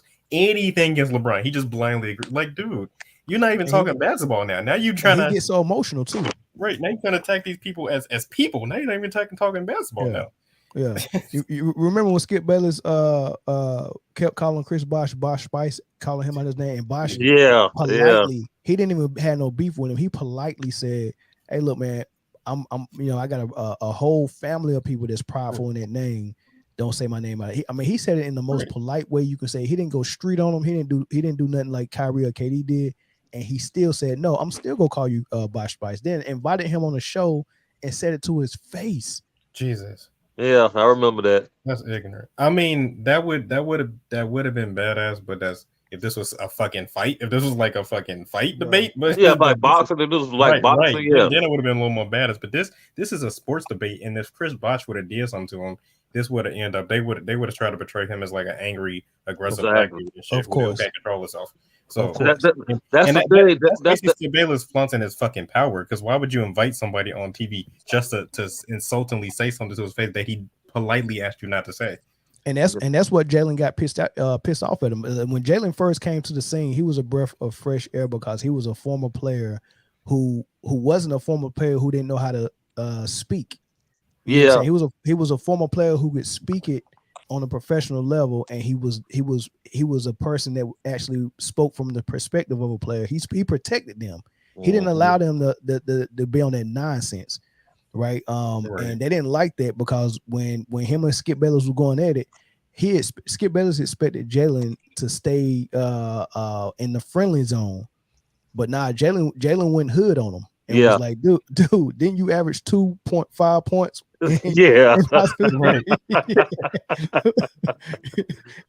Now he wasn't supposed to do it. You can call a player Bosh Spice, but a former player can't tell you, dude, you had no credibility in talking about this sport, man. None. That was crossing the line. You can see it in a lot of them, like with Jay Wills. He tries. he tries to defend, but you can tell somebody's in his mic in his ear telling him to tone it down. Somebody in his ear telling him to tone it down because with the Ben Simmons thing, he's like back off. You know what I mean? But then as soon as they get in his ear, he's agreeing. They want to allow one-way aggression toward players from these nerds that are analysts. They want one-way aggression, and they don't want the players to be able to say anything back. Right. Yeah, bro. This is outrageous. I didn't Skip Bayless like fire some female analyst recently because she started talking back to him or some shit. Yes. Yeah, he pretty much told her it was a rap on the air. She said I have a right to my opinion too, and he looked at her and said no. He said no, you know, like why? Like he just like open. That's like an open secret. He's basically saying like no, you go against me too hard, you're getting fired. He's basically. Hey, this dude said the way Skip Bayless lace up his Jordans is unconstitutional. Bro, how many like if people ask Michael Jordan who Skip Bayless is, would Michael Jordan know who he is? I doubt it. Because Skip Bayless talks like he literally knows him like he's family. Like, I was there. Dude, you covered one season. He keeps like how he was there. He keeps inciting he was there in the middle of the page. Like, dude, you covered one season. Chill out. This junk is unreal, man. It's unreal, man. Bro, we just gotta keep calling this BS out, man. And hopefully these young new schoolers that don't know what it's supposed to be like when we talk about sports, because they grew like most people grew up on debate show. Like we was fortunate enough to see ESPN when it first started getting popular, right? What was a part of the interruption? Wasn't part of the interruption the first one? Wasn't the first one? And around the horn? Yeah, PTI, cold pizza. You know what I mean? But we seen what it's supposed to be when you talk about sports. And it's a good thing that YouTube is got so many podcasts, because even though these low level YouTubers like me discuss sports better than what they do. Right. You get what I'm saying? We really will break down X's and O's. They're not doing it no more on these debate shows. They're talking about stupid stuff, bro. It's biased. They're biased, man. And very biased, man. Like this, it's crazy, bro. I can't watch it no more. I don't. You know what I mean? I used to record First Take, man. Now I don't even go to see what's been said on there anymore, man. It's the last take. The best I can do, and that's why I told people, I wish people would have stopped getting angry at Michael Jordan, because I've told people what Michael Jordan did was about the safest thing you could do if you're a superstar player is to be casual, to stay, and you know what I'm saying, like if you want to do activism, do that shit, you know what I'm saying, behind the scenes. That's what MJ did. He was doing activism and shit behind the scenes. He was like donating money shit behind the scenes. You know what I'm saying? But just to stay safe, stay casual, focus on your craft of the game, and do the other shit behind the scenes. Because the moment you step up and start saying shit, you either gonna be a target or they're just gonna use you as a puppet for what they want. Yeah, and I think that's exactly what they're doing with KD and Kyrie. It's almost like they're going to keep doing it, and if they don't say nothing, I think it's going to be. It's just go. They're still going to do it. They're never going to stop. It's not going to stop. Right. Especially when you got people like Charles Barkley and Charles Barkley. He gets on my damn nerves too, man. That dude's an idiot. He really called KD a bus rider. Really? And what did you win, Chuck? What did you win, Chuck? It's great, and then people co-signing it. How many super teams did Chuck play on, man? He tried to get on one with the Rockets. That failed. Yeah, he was on one with Phoenix with Kevin Johnson. You know what I mean? Like back then that was a super team, because you got two superstars. Back then you didn't have two superstars on the team. Like I say, they don't realize they were doing the same thing back then, but the results were different because Jordan wouldn't let them win no damn title. He literally promised his daughter he was gonna win a chip right before that series. He promised right on live television. It's like a whole song. He better go coach one of them big three teams if he can still keep that promise. Coach him a big three squad, man. Yeah, but shoot, this is what I want y'all to do, man. If y'all watching from Facebook, I want y'all to go and subscribe on YouTube. I already have. I'm already subscribed. All right, bet. And then bring more people, man, because I want to keep having these type of conversations like this, man. And I always don't want to call out the BS, but I want to discuss the sports too, man. That's what I do. Yeah. Especially this draft just popped off. Oh man, I'm ready. But like, hey, go ahead. I just want to point out, like, I realized that the viewership was actually up during this playoff series. It was, despite the fact they didn't have LeBron in it. So so this is the thing. When LeBron was in it,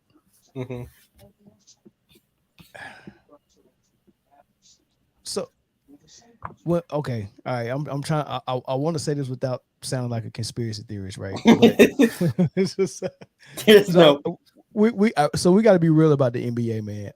As much as we like it and much as we like basketball, we got to understand that it's a business first. It's a business, yes. Right, it's a business first, and the game can be manipulated through the officiating. Oh yeah, of course.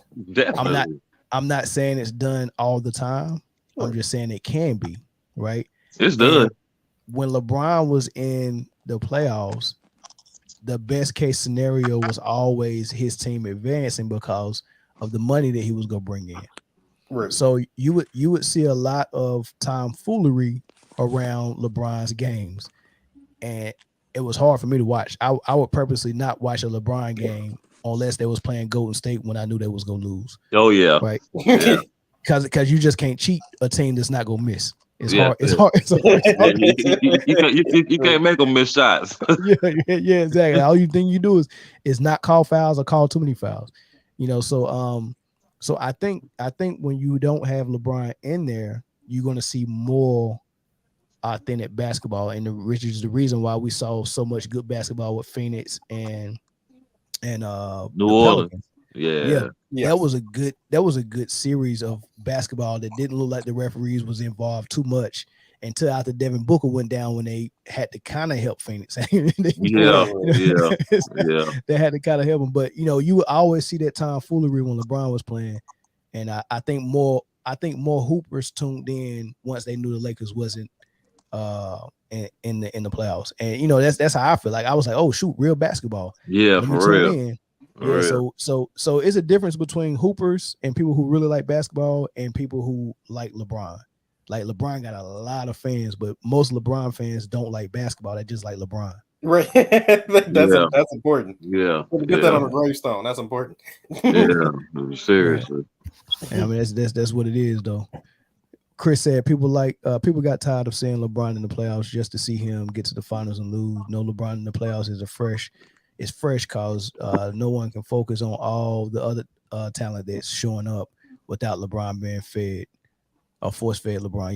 Yeah. That's kind of what I just said. Yeah. So right. I think it's gonna be. I mean, it seemed like everything was even with the teams that were supposed to lose. Like the Pelicans, they played some good basketball, man. That was just like Minnesota and Memphis. Minnesota, they brung it, but they just couldn't hold it. But I'm ready to see this Memphis Golden State. This thing gonna fire tomorrow. How you think that's gonna be? I think Ja gonna go crazy because they don't got nobody that can stop him on that team. They don't got nobody in the paint to keep him out of there. But I don't think they got nobody that's gonna stop Poole, Clay, and Curry from shooting them threes either.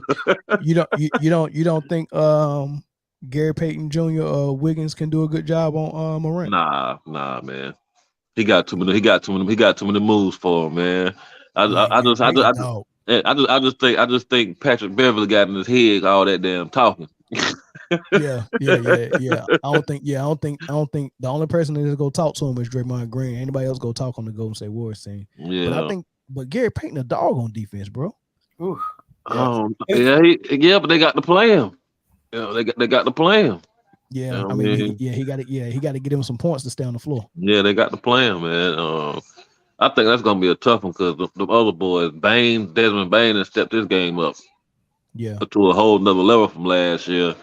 And then you got them forwards they got, man. The Clark boy,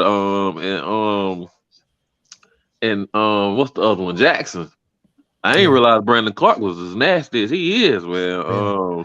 They're gonna have some trouble keeping them off the boards, man. What? I thought Wiseman was playing with the G League. He not ready yet? Man, I don't even. That was a wasted draft pick, man. I don't know, man. Wiseman, he ready to go once he get healthy, man. That's, Wiseman played good last year. when is he gonna play though, man? I don't know, bro. Ain't nobody talking about it, man. You know When is what? he gonna? What do you think is gonna happen if Giannis win another chip with Milwaukee while still, a team that he stayed on? They gonna start talking about him as the face of the league, and they gonna start putting him in the GOAT conversation, which seems about right, because with LeBron being gone, there's no more. There's not gonna be a. I mean, you think if you Google on you or go on YouTube and type in GOAT conversation or GOAT debate or anything, you're gonna get thousands of videos. Like the NBA with this GOAT convo, there is a lot of content, and you could be in the summertime in the off season, nothing going on in the NBA, and you can just have a GOAT debate on these shows every single day for the summer. Like you can literally do that. So with LeBron leaving, they're gonna need a new guy to put in that conversation. Right. Man, it's not gonna be KD. They hate him. It's gonna be they hate Giannis. KD. And So they got addiction. See, what I've noticed is that there seem to have been two. They can't get off it. They're itching to do it. There seem to have been two strategies with when LeBron was hot in the GOAT conversation. It was either they had to downplay the players he was going against, or if he lost against them, they had to inflate their legacy so that it justifies the loss. Right. Because I've seen people were trying to put both KD and Curry in a top 10, and justify all them losses. Yeah. Man, my whole thing with this GOAT debate, man, it's too different of a league to even be trying to compare the player to the player now to Michael Jordan. I'm just sorry. You know what I mean? Because I'm sorry, because if Michael Jordan could play and nobody could hand check him, nobody could touch him, 40 a game. Yeah, easy. You know what I mean? The players now, man, is you can't even play defense, man.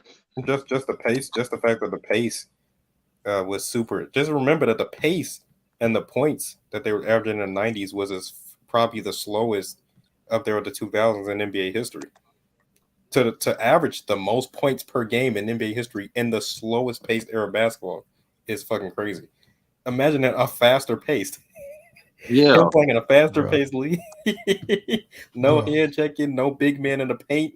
Jesus. Yeah, the big men shooting threes. All the big men shooting threes now. Like, ain't nobody in the paint. Nobody. Imagine MJ with no Patrick Ewing down low, no Shaq down low. You gotta shoot jumpers. Man, layups. It would have been layups. He was so technically sound. With one dribble or two dribbles, he would be at the rim. Yeah. He didn't need the ball at the top of the key with the floor spread and a high screen and roll in order for him to get to the rim. Give it to me in the post right here. And no big man down here, and y'all too far away to come for the double. By the time the double get here, I'm already at the rim. I'm scoring.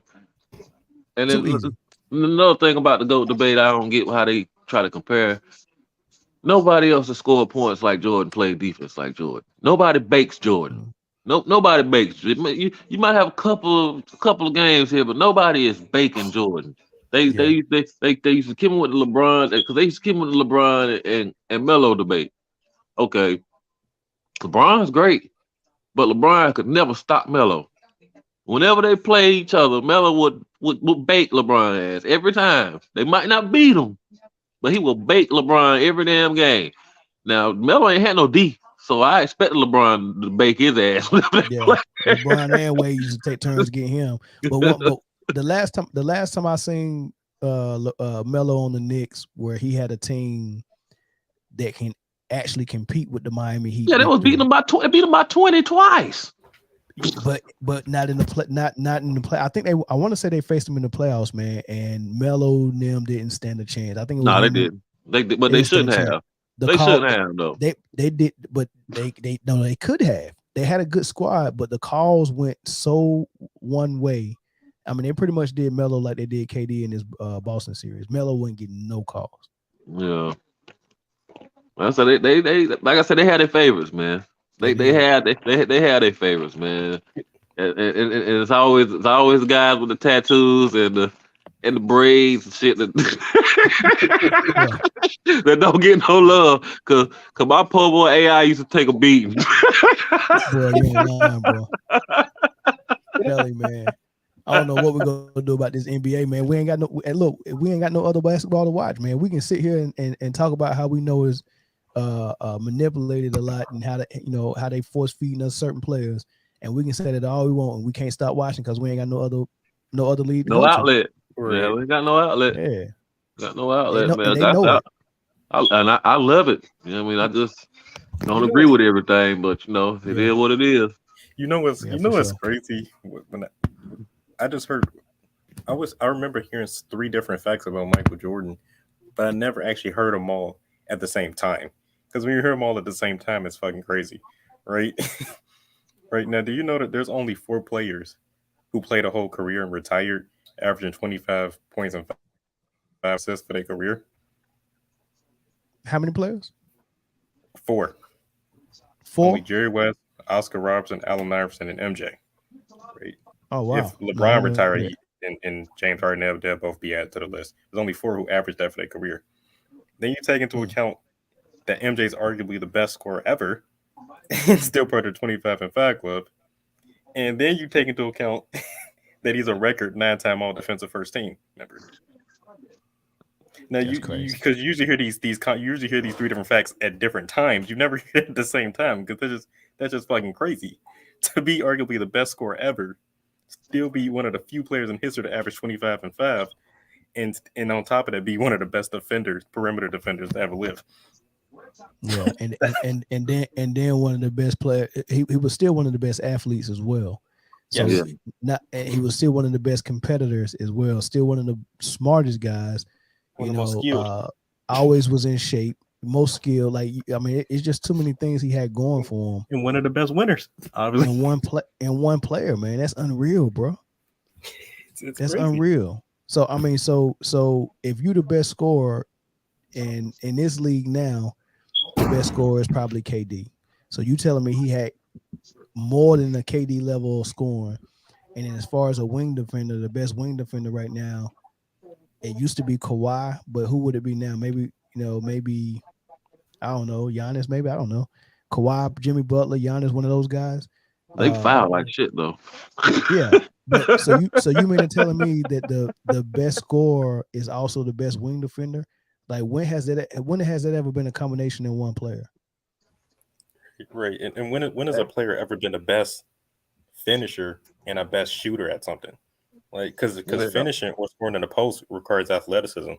Being a shooter requires skill. He was the best finisher and the best mid-range shooter in the whole league. How you gonna be the best at both? It's crazy. Yeah, it ain't no that GOAT conversation is fake. It ain't no GOAT conversation. It is. That's totally we ain't no conversation. Hey, one more thing I want to ask. Could somebody tell me why nobody ever talks about Kobe? They just talk about LeBron. I'm like, y'all just talk about LeBron. You just forgot. Did you forget about KB because he died? Did they forget about? They forgot about Kobe because he died, man. Let me tell you what Kobe's happened. Kobe's the only one that I would even put anywhere near Jordan's level. Let me tell you, they was talking about Kobe at first and they were hoping that he was gonna pass it, or he was gonna reach a certain amount of accomplishments that would help him rival MJ. But injuries happen. A big injury happened, career-altering injury happened. That shortened what would have been a longer career. And once that injury happened, you see it quickly. They turned on his ass, right? And they started gunning for LeBron, just like that. Like they knew once they knew Kobe was not going to reach the confidence that they wanted him to help him surpass MJ or help him keep the GOAT debate alive. They turned on his ass immediately. They just started trash talking his ass almost every damn second. Bro, telling Kobe has always been better than LeBron James. LeBron James never passed Kobe. I'm still having a hard time putting LeBron past Bird and Magic. Some days I feel like he is better, and then some days I'm like, man, Bird and Magic was so good. We're not giving them their proper due for real. The credit. And there are more players out here, man. I think if injuries wouldn't be for injuries, man, I don't think for real, I don't think LeBron's better than Tracy McGrady. If Tracy McGrady get hurt, I don't think LeBron's better than Tracy McGrady. Nah, I yeah, don't. but LeBron's career was better than T Mac. So it's we can say T Mac was a better player, but I mean, as all time great, you got to put LeBron ahead of him just because of the career. But how about him not making the top 75 though? That him and Kyrie that was disgusting. For them to You put know what I mean? Westbrook in there, they put Westbrook and AD in there, Yeah, like bro. And that's another thing they did that because it was a rumor that Kyrie was in the top 75, but the vaccine thing they went and took him out. oh wow. Yeah, Wow. yeah, Wow. yeah. So crazy. Oh, I don't even understand how AD is making anybody list. He can't even finish a damn season, man. Bro, I got as far as power forwards. As far as power forwards, I'm gonna tell you how many power forwards that I think that's better than AD that didn't make the top 75. I think Chris Webber is better than AD. Yeah. I think Chris Bosh is better than KD. Yeah. I also think Rasheed Wallace is better than KD. Man, Rasheed Wallace don't get no credit for nothing. Nothing for nothing. He don't get no Because credit for nothing because his attitude. Because he wasn't NBA friendly. He don't get no recognition because he wasn't NBA friendly. Facts. Yep. Yeah, but he was a heck of a player, man. He a whole lot better than AD. I can tell you that. And he's the only person I've ever seen give Tim Duncan problems. When they played, when he played against Rasheed Wallace, he didn't have them ridiculous ass numbers. Bro. Sure did, man. And they almost won 2 straight. They beat the Lakers and then they play San Antonio the next season. I don't know how San Antonio came back and beat them boys. That damn coaching, man. Yeah, for sure. Coaching is a fool. You know, damn Popovich ain't no damn joke when it comes to coaching. That's why I was telling people about they talking about why the Nets ain't win. I say you can't put all that on KD and Kyrie. Steve Nash don't know how to coach, man. You got Blake Griffin on. You got Blake Griffin on the bench, man. You need somebody there to rough them boys up. And you seen the whole perspective of the game change that 5th game when he put Blake Griffin in. They had a chance to win.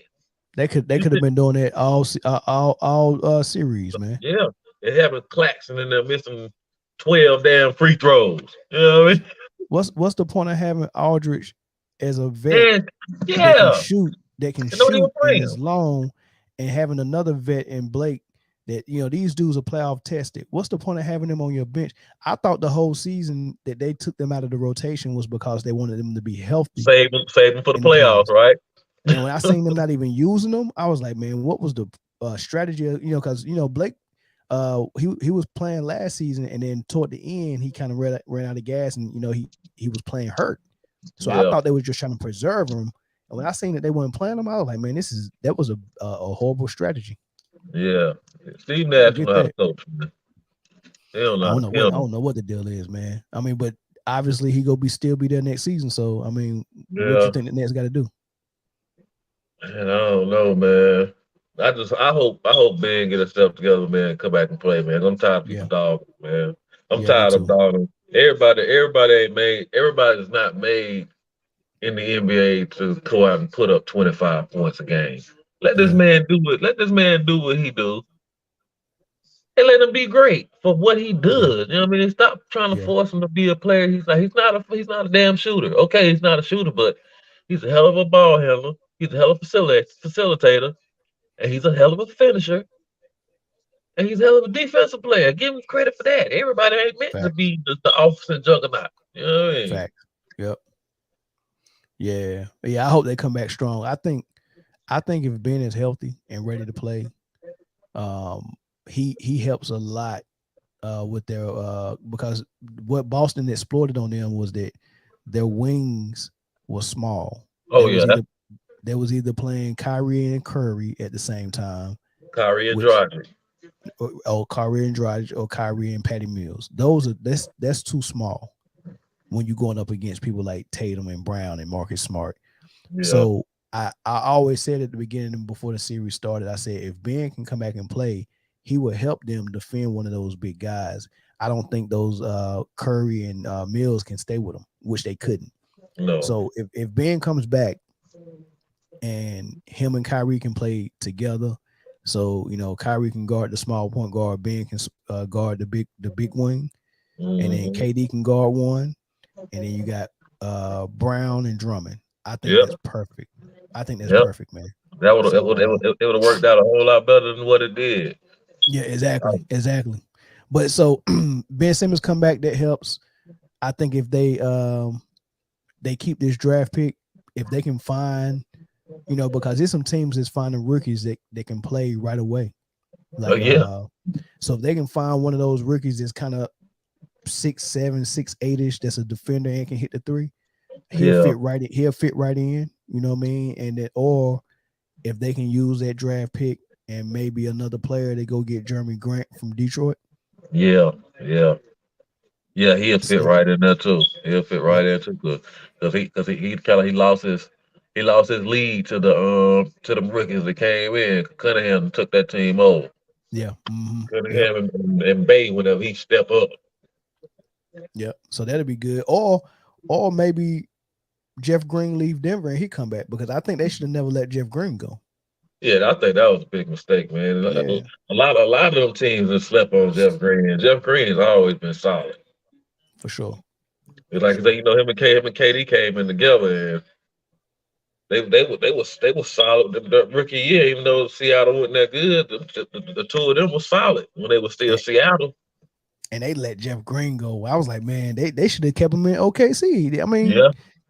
Well, he got gone before he got gone before they even turned. Though it was still, they let him go when it was still Seattle. Exactly. They got him out before they even turned it over to OKC. Yep. Yeah, he was cold though. I man, and that was perfect, because they would have been one of the first teams to use the formula that Golden State was using, where they had coming and building it up. No, not that. I'm talking about how they use that lineup where they had like 6'8" all over the court. They can switch all the screens, because they had Iggy at 6'8", Draymond 6'8", KD 6'11". They had a couple other guys that was part of that depth lineup. Jordan Bell, like they was switching every screen on defense, and it was messing up a lot of teams' high screen and roll situations. Switching. Yeah, but they could have been doing that back then, because they would have had Ibaka, Jeff Green playing the 4, KD playing the 3, and then they would have had Cephalosha. They had Cephalosha. Yeah, the Cephalosha was a beast. And then Westbrook. Man, that defense would have been cold blooded. Yeah, for real. But instead, they got rid of Jeff Green, and they had to use Collison. Yeah. And then what's the other one, man name? Sorry ass. Then they had Kendrick Perkins, sorry ass, for a little while. They had Kendrick. Hey, Kwame Brown called Kendrick Perkins baby mama body. Hey man, Kwame Brown be going in on their ass, man. Yeah, they had baby mama body, man. He averaged about 2 points, man. He really be tripping me out, man. But he be giving it to you real though, man. Man, Kendrick Perkins trash. Kendrick Perkins trash, man. Yeah. Hey, Texas got to take the L for that one. The big foul. Man, baby mama body, boy. BMB, baby mama body. That's their man name, man. But shoot, man, let me shut this thing down, man. It's been about 2.5 hours, man. I'll probably come back in here after the game tomorrow night, man. So if y'all up, man, jump in. Okay, what's up, man? Y'all have a blessed one. You said you'll probably be up when? The game tomorrow, right? Is the game on? Yeah, it's 2. I think it's 2 tomorrow. Yeah, so I'll probably jump in after the game, or maybe before. I don't know, one of them. Well, I get a notification, so I'll be in the. All right, bet. All right, fellas, appreciate it. All right. Yeah. All right, see you.